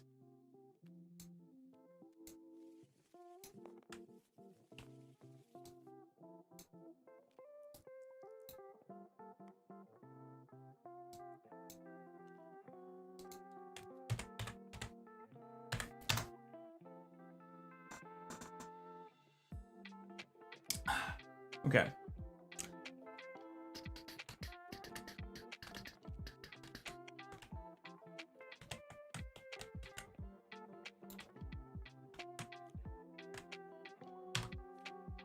All right, guys, here we are fighting against Got Red on You.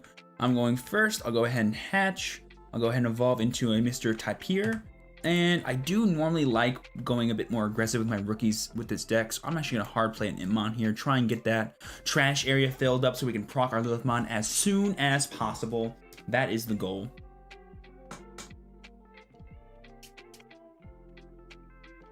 Ooh, we're playing against black as well. This is actually a really good matchup for us, which is our hard removal cards. Our only goal is to draw a Trump Sword. Once we do that, the game is definitely in our favor, which will be nice. There we're seeing a God Numamon, and that is cool. He might just choke us at one memory by evolving into what I'm assuming is going to be a Metal Greymon and or potentially an Andromon. Yep, there is the Metal Gray. It's like I'm a Psychic type.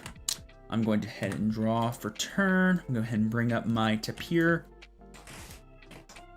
What do I value? Drawing cards or cards and drop? I value drawing cards. So I'm going to do this, mill one. And there's a Toy Agumon. I actually live, so I get to actually prioritize both, I guess. I'll go ahead and swing with the Impmon. Yep, cool. So that's actually pretty fun.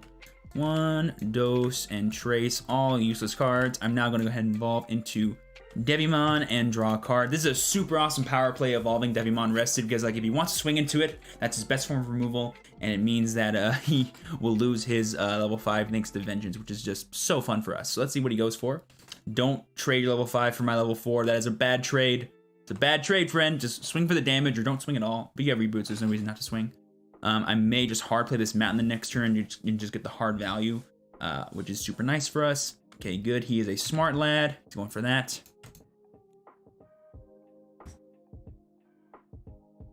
And let's see what he goes for from here. He could evolve, but then he risks playing in a Trump Sword. He could just hard play. I was gonna say, is he hard playing that? No, he's gonna evolve. He's playing in a Trump Sword, so if we do draw a Trump Sword, I will go for it here. Because that thing does have 2 security attack, which can be annoying. Whoops, there we go. Draw for turn. Go ahead and hatch. No Trump Sword in the hand. That's a feels bad, man. That is definitely a feels bad, man moment, but it's okay. I have time to draw it if I really need it.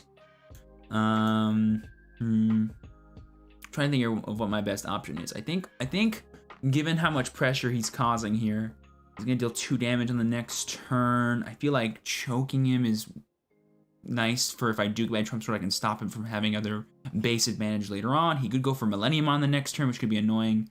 I'm not gonna worry about it too much though. I think I'm just gonna go for this Matashita, get back a Gabumon.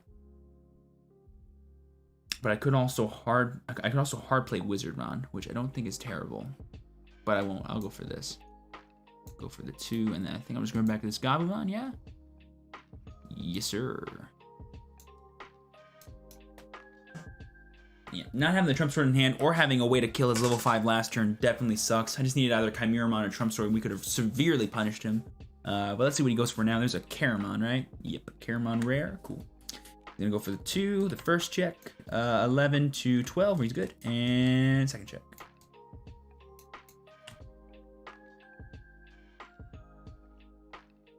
I was like, that better be Coramon. It is. I was like, that better be Coramon.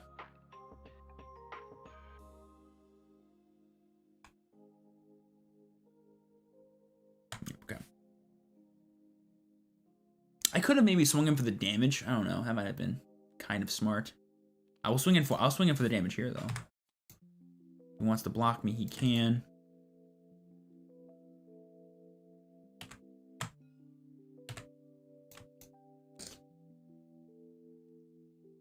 Wow, this Deviamon is just not dying. I should just like swing more with these things. Like yo guys, we're doing Deviamon aggro, new deck today. Check out my new deck list, Deviamon aggro.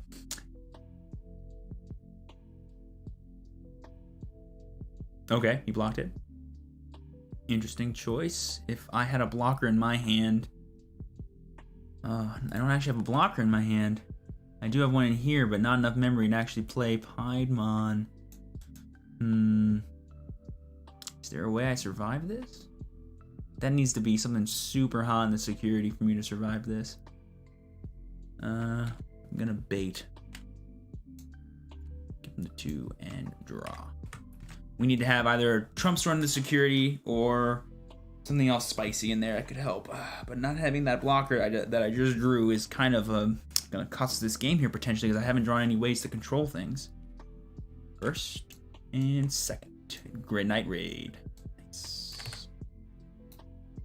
Well, I can't be busted, I guess, for once. To be fair though, I wasn't drawing that many cards. I was just like sitting there not dying. Who knew? Who knew my Tapermons need to die, guys? Who knew? Who knew? Okay. Trump Sword is a good card. Didn't see it. That's what happens, I guess, when that goes down. I'll play first. Okay.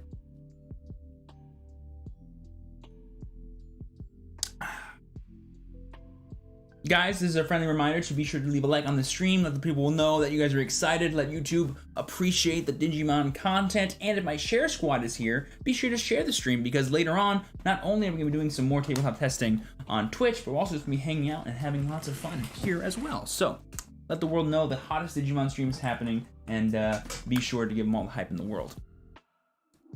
We're going and setting up for game 2 here. Hopefully I can draw a Trump sword. That'd be pretty nice, huh, chat? Wouldn't that be just lovely to do?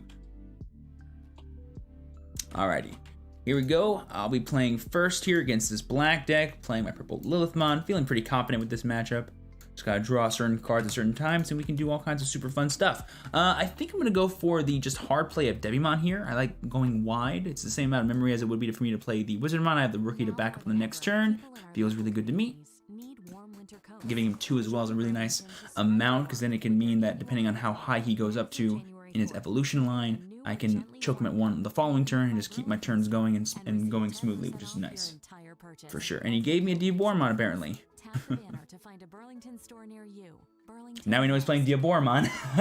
It's okay. It's no worries. It happens. I don't know why he has 7 cards in his hand, but it's okay. I think he's supposed to only have 6, but it's fine.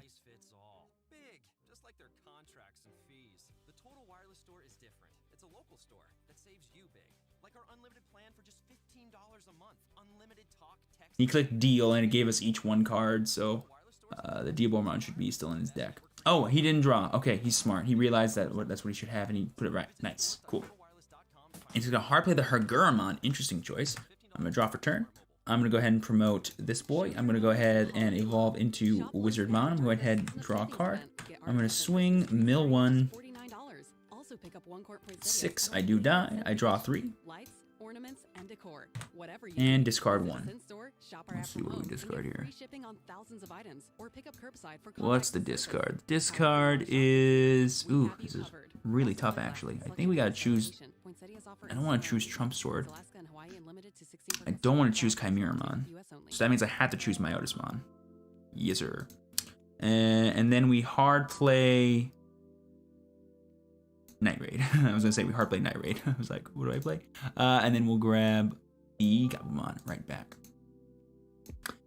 I wish I could have had a Tapermon in there. That would have been a super hot combo, because then next turn I can go for the Chimeramon on whatever level 5 he plays and just get rid of it. But alas, the world is not kind. Alas. No, there is no hand size limit in Digimon. You can have as many cards as you want, but you're always constantly playing things and cycling out, so you're not really plussing cards in your hand. So big giant hands don't really exist unless you just have a bunch of draw cards on board, like yellow or maybe blue. Usually hands hover around like 8 or 10 cards, like are the medians.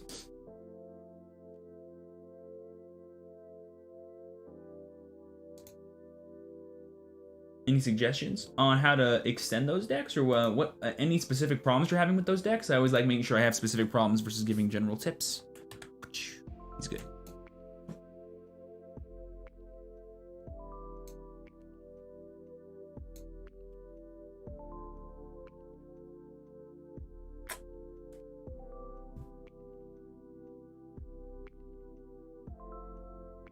If he goes for a certain kind of play that I'm thinking of, I can counter him very hard. And he goes for a hard drop of Machine Dramon. Well, that's definitely not the kind of play I was thinking he would go for. But here we are. This is live, I guess. All right, draw for turn. Well, now I gotta think here. Big think time. Well, the play I was still thinking of is still really valid, so I'm gonna go for it, which is board wiping him. So I'm going to evolve this Deviamon. Go to 8. Draw a card. Swing at this. I'm now going to hard play a Chimeramon. Go to 1. Draw 2, and then discard. We don't need 3 Trump Swords now, do we? Speaking of Trump Sword, I think it's time that we used one of these. We go ahead, go up into 6, and we get rid of that. There we go. Nice little board wipe. He now has nothing, and we have 10 cards in our trash as well as an ultimate on our board. Therefore, next turn, Lilithmon, our queen, is coming out, and we can start abusing literally everything about our purple deck. That ended very well for us, don't you think? Who knew? Who knew I could board wipe in purple? Isn't that fun? Have you got decks for purple? I do. It's on my 1.0 all decks video. I gave you guys pretty much an example of every single deck that I currently have for 1.0. This is actually a new deck since that video has come out. I'm not super confident in how this list is built yet. I'm going to perfect it maybe and then make a video on it by itself, because I do really like this strategy in purple. I think it's very different from other strategies we might have, so I want to do like a whole video talking about it. What's the best community to begin playing the Digimon TCG? I'd love to get into it. Facebook and Discord, man. Facebook and Discord, I have a link to those things in my most recent Red Gaomon video in the description, so definitely go check it out. Those are really good places to go. The Facebook group is like 13,000 people and always growing every single day, so definitely be a part of it. Super good. What's fun playing? You start at the lag? No worries, man. And you can still hop into this room if it's not too late for you. I'll be playing pretty much for the next like two and a half hours probably. Maybe like more like 2.5 hours. I'll do like 30 minutes here, like one more match, and then we're gonna hop over to Twitch and do like another 2 hours there. That's the whole idea. So feel free to come back in, man. Always a pleasure. There is also an app too for App Store and iOS. To teach you how to play. It's the tutorial app for the starter decks. Really fun, really cool. There's a Deviamon chat. Ooh boy, we're gonna get some hotness going on.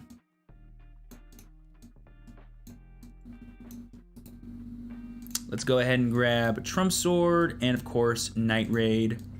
Let's go ahead and put those into our hand. Let's go ahead and swing at the faceplate for 3.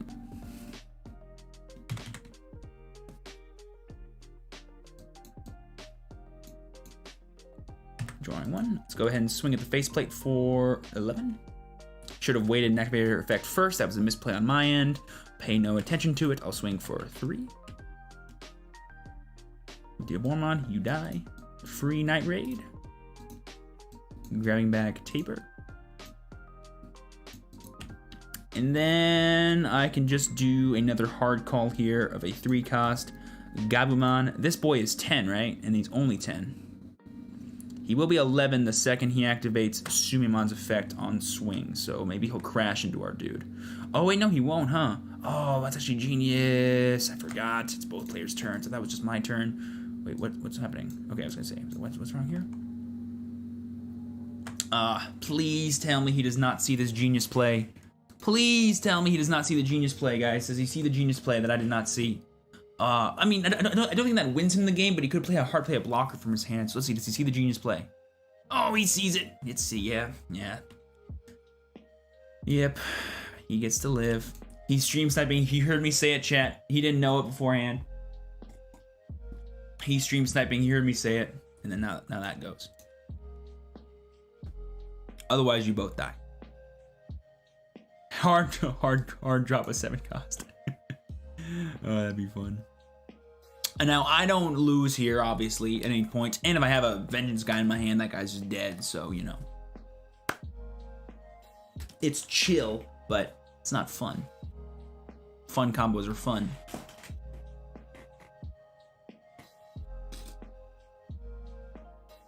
Oh my.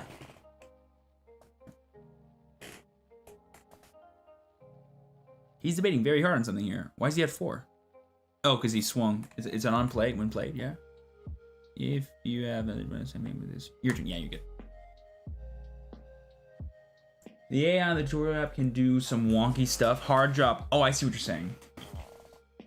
I mean, I've done that. I've hard dropped that before. It's a random hand, right? So you never know. Stuff can happen. So going for Millenniumon here. Interesting decision.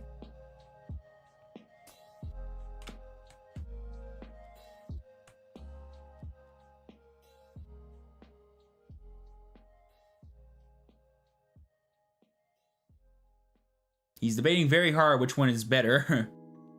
Okay.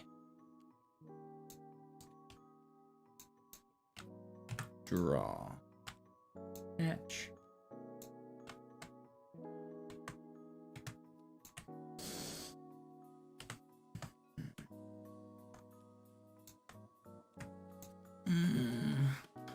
I'm not worried about dying. I'm just really not. Having access to a card like Night Raid would have been nice right there, because I could have set up a game-winning board without needing to do anything. I think the best course of action I have is just playing Matashita and setting up a board-winning position in the next turn. It should be the best way for me to not lose. I mean, I won't lose, but it'll be the best way for me to win.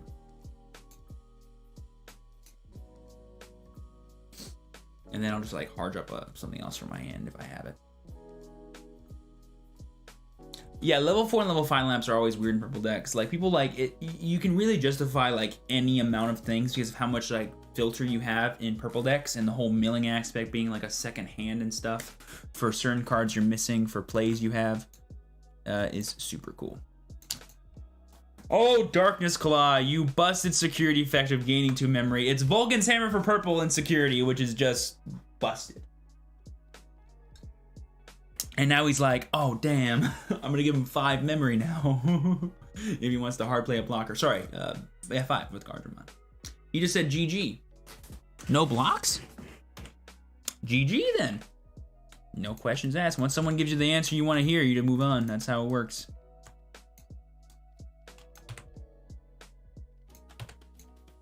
Only blocker was Machine Dramon. I see, so we didn't have the memory to play it. Cool. Darkness Claw coming in clutch. Also, we confirm we do have a stream sniper. I did give him the play. Note to self, do not talk about the plays he can make. Got it. I'm just kidding. It was a pretty obvious play.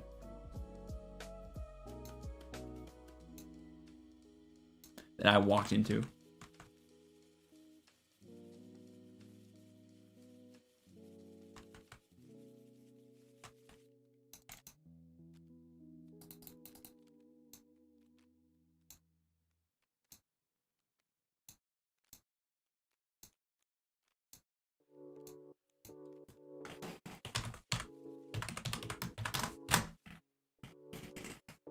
Ugh.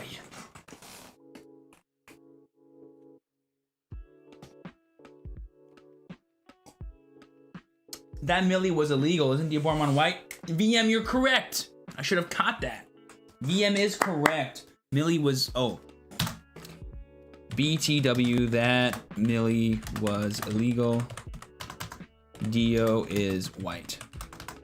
I'm dumb. Thank you, VM. Good catch there, homie. Well, I won regardless, so it doesn't matter, but we will remember in the future. What are we supposed to do with Leopardmon? I have a playset of 4. How do I build? Basically, he's going to be your main. I think building a deck around him is going to be your best call. Playing lots of level 4s, playing more of like a rush style deck where like your only level 6 is Leopardmon. And so the turn you have like a big board setup, you drop Leopardmon if you have the 4 memory or Vulcan's Hammer shenanigans, and then you go in with all your little dudes. They don't die, and if your opponent can't kill all of them during their turn, you just win. That's kind of the idea. It goes in at the end of the game.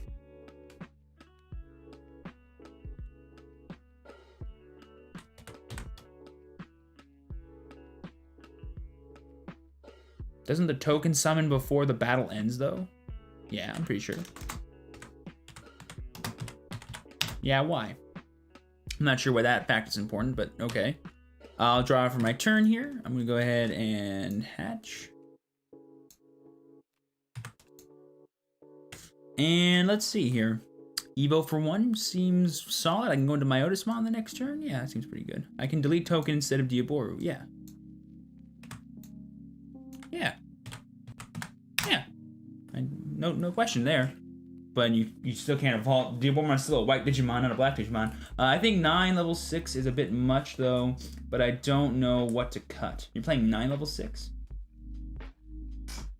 Right now I'm playing 7 in this list. Like if you have a lot of level 6s that are on play, you know, like usually it's a good idea to always have as many or more level 5s than you level 6. That way if you ever need to evolve into them, you're more likely to be able to. But if you have like more 6s than you do 5s, that means you're going to be hard playing a lot of them, so you need to have ones that you can hard play justifiably. So purple does have a lot of those options, which is nice.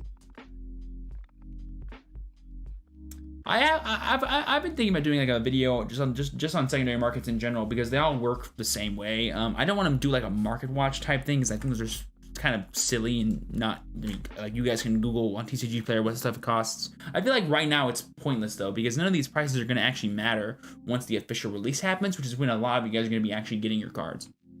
So in terms of like wanting to do it, sure, but like is it actually needed? I don't think so. I feel like just me telling you guys in passing, like during these streams or like whenever I make videos, like the best things to do, like pre-orders and stuff, is more than what you need.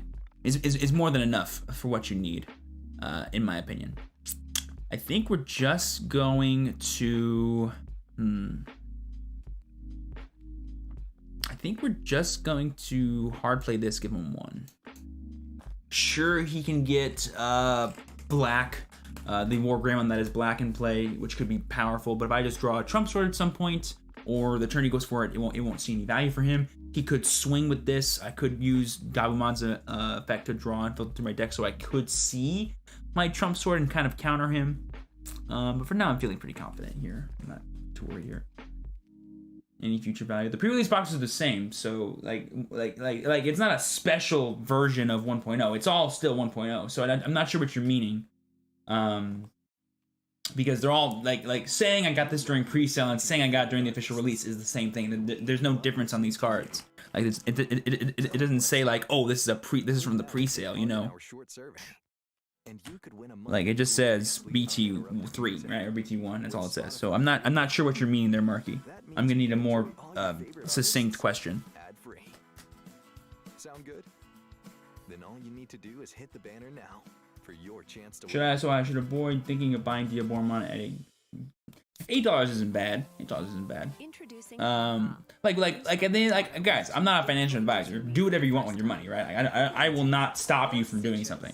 If you want my advice, though, I think cards will go down. So if your willingness to pay for the cards that are currently out is not at the level to where they're being priced at, you can wait and have patience, and that's a good thing. But if you don't have patience or you don't care how much money you spend to buy cards, do whatever the heck you want. You're an adult. I don't care, right?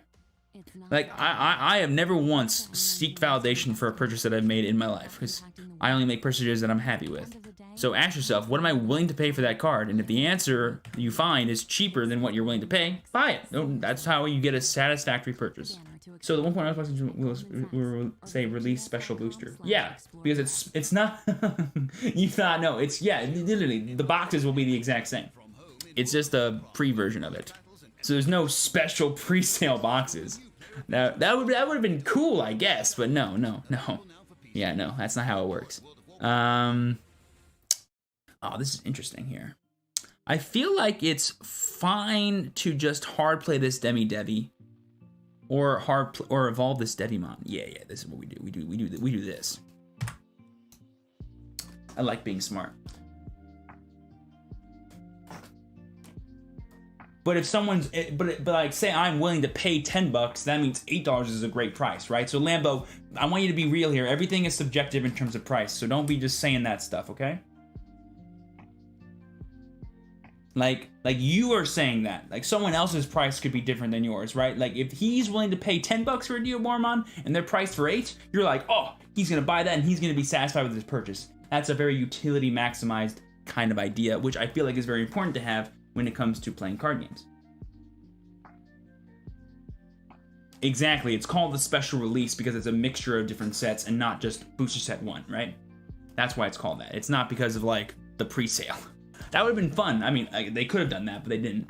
How can you tell what the Digi-Evolution cards are, what the Digi-Evolution are for each Digimon? So it's this little green or like colored circle underneath the actual play cost. Whatever color that circle is, that's what kind of Digimon it needs to evolve from, and then the number inside is how much that cost is. There is no need to evolve on specific Digimon in this game, which is kind of nice. It makes your deck building way easier, but you do need to have like specific colors to evolve from. That's the only restriction. I don't have a Chimeramon, which is frustrating. If I draw one, that'd be pretty sick.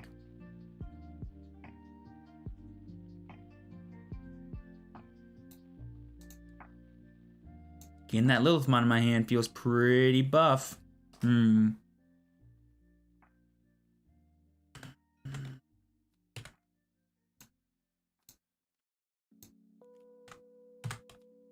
Oh, there's the Chimera. That's what I wanted. Okay, sick.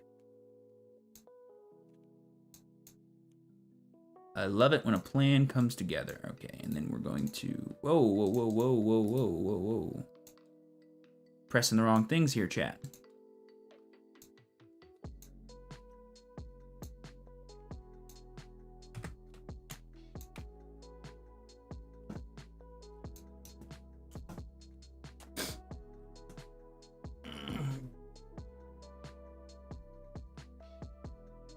But Tabletop Simulator goes on sale a lot, by the way, guys, so keep that in mind. It goes on sale all the time. I think, like, very recently, it was like $10 because of a sale they were having for Black Friday, I think. So it goes on sale all the time for like 10 or 15, or even I've seen it for $5 one time, which was crazy. I didn't buy it then, but you could have. Yeah, like they have sales all the time. Showstopper Red's awesome. I just posted a video this morning about my awesome red deck that I used to get second place this past weekend at a big, awesome invitational webcam tournament with some of the best players in the world. Love the list. It's Red Gaomon, super strong.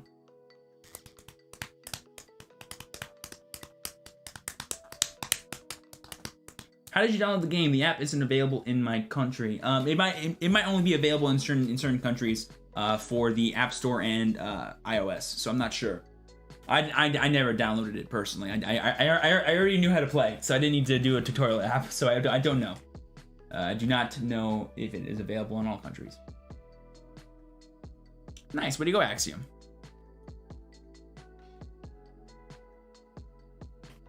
Any tips? Any specific issues you're having with sort of what things to pick? What might be easier for me? Because like just generic deck building tips, we could be here all day, right? So I might want like a more specific question, like what level 5s would be good, or like what is the other level 6 that I build around, right? Is Management even really good from the starter deck? These are the questions I can answer easily. Just saying any tips makes it sound like you're just like asking me to do all the work for you, which I feel like isn't fair to everyone else here. But you know, I'm more than happy to give you any help on a specific problem you're having. Let me see here and go ahead and draw. Okay, well now I'm intrigued here. What I want to do is greedy. He's not gonna block me. He'll suicide. I'll swing. I mean, I guess he's bolder than I thought he would be. In this case, I'm going to go Matty Boy. I'm going to search, grab myself Lilith. And then I'm going to my Otismon, drawing me a card. That felt like a pretty natural evolution right there to me, if you ask me. Let's see. For the 1.1 meta, which is better to build, a Deviamon deck or a Leopardmon deck? Ooh, they're both really cheap too, so that's gonna be super nice for you. I think blue has a stronger engine than black does to build around, so I'm gonna say Leopardmon. New to your channel, what's going on, T Silver? I see you're running matte off color here.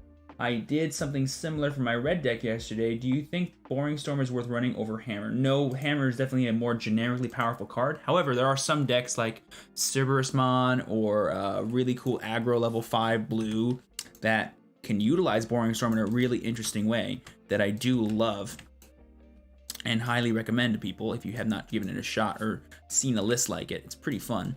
In the future, though, you get better like top-end stuff like Gaomon and stuff, which is pretty fun for you.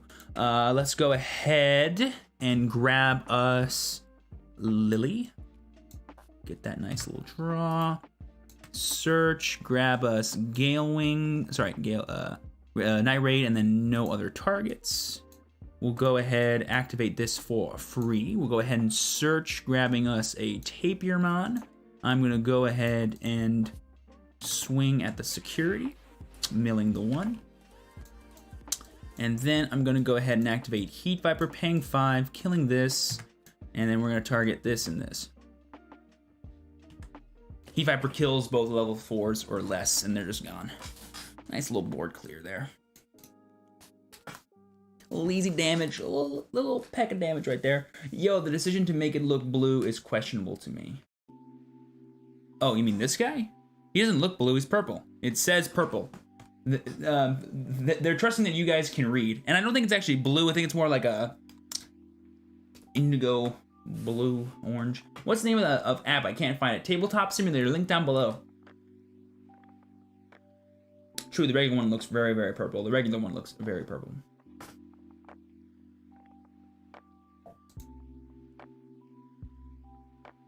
Okay, right.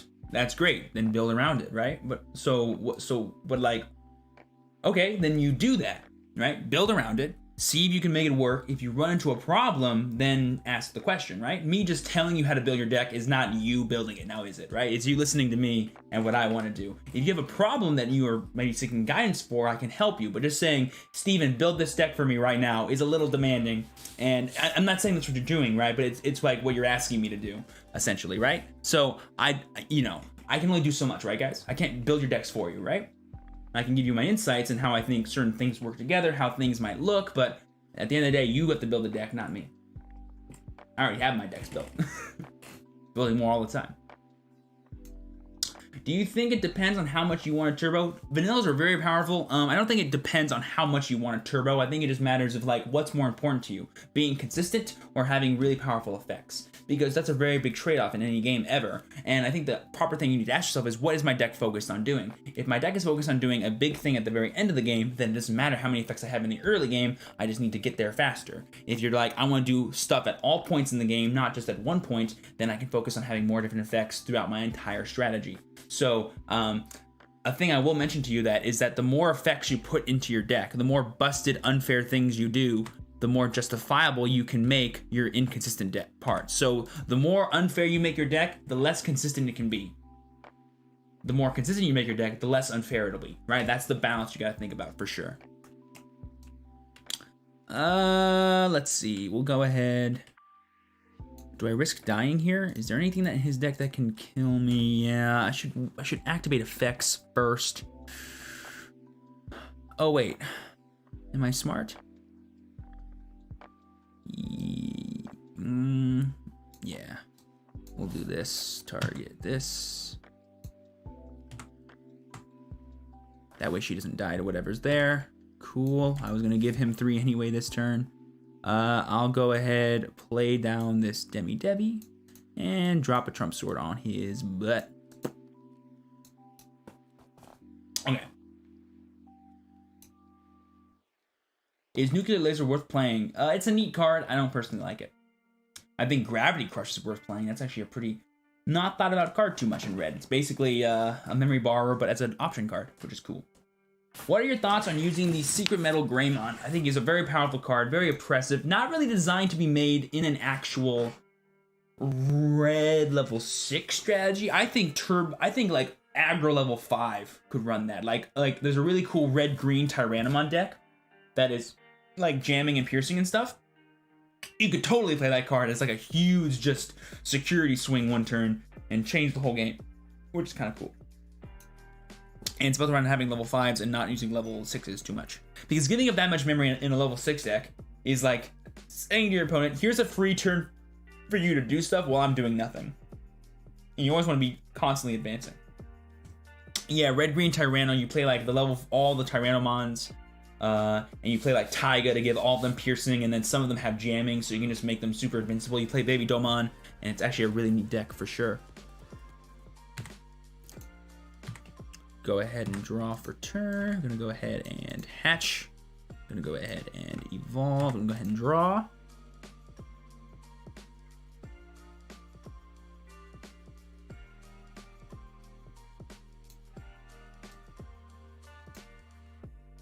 I don't have any option cards in my hand anyway, so it doesn't matter, I guess, if I go for this.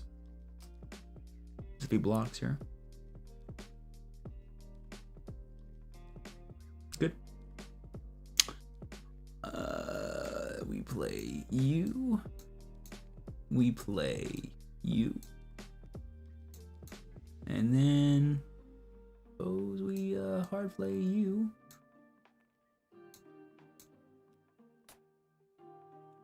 Let's see if he has enough blockers in his hand, boys. He needs what? I've got 1, 2, 3, 4, 5. He needs 1, 2, 3, 4. He needs to somehow play 4 blockers this turn or get rid of my board, which in black is impossible.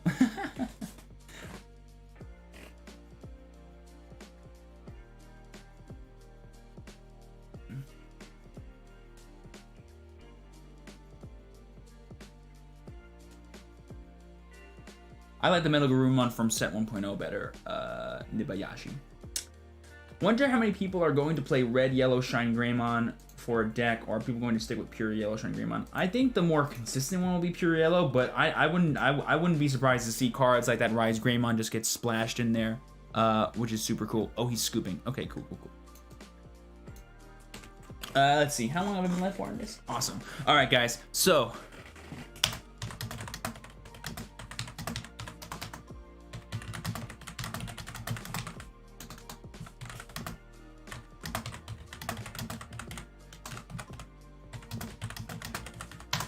Okay. Let me go ahead and move over here. Guys, that'll be it for today's YouTube stream. Again, reminder, we're going to be going live over on Twitch now. In just a second. Like, literally the second this one's over, I'll be over there. So be sure to follow me there. !Twitch in the chat. Description down below as well, that you can find the link there. Be sure to follow me. I'll be there in literally 2 seconds after this one's over. If you guys, this is the last stream for you guys today. Appreciate you. If you guys are watching the VOD afterwards, Lilithmon's broken. Definitely love it. I love talking about all the set 4 discussion stuff. Let me know your thoughts down in the comments below. If you're new, be sure to leave a like and subscribe. All that fun stuff. Guys, be sure to give the stream a like and all that fun stuff. If you guys have any lingering questions, I'll be over to Twitch to answer them in just a second. Thank you guys so much for watching today's YouTube stream. It's always a pleasure. I have been your TrueChampionSteven. Thank you so much for stopping by. Please be sure to work hard, rest easy, and live well. And I'll see y'all next time. Peace. And while you're there, be sure to explore our 100 delicious drink choices, available to refresh you all year long. Maybe it's the 2.5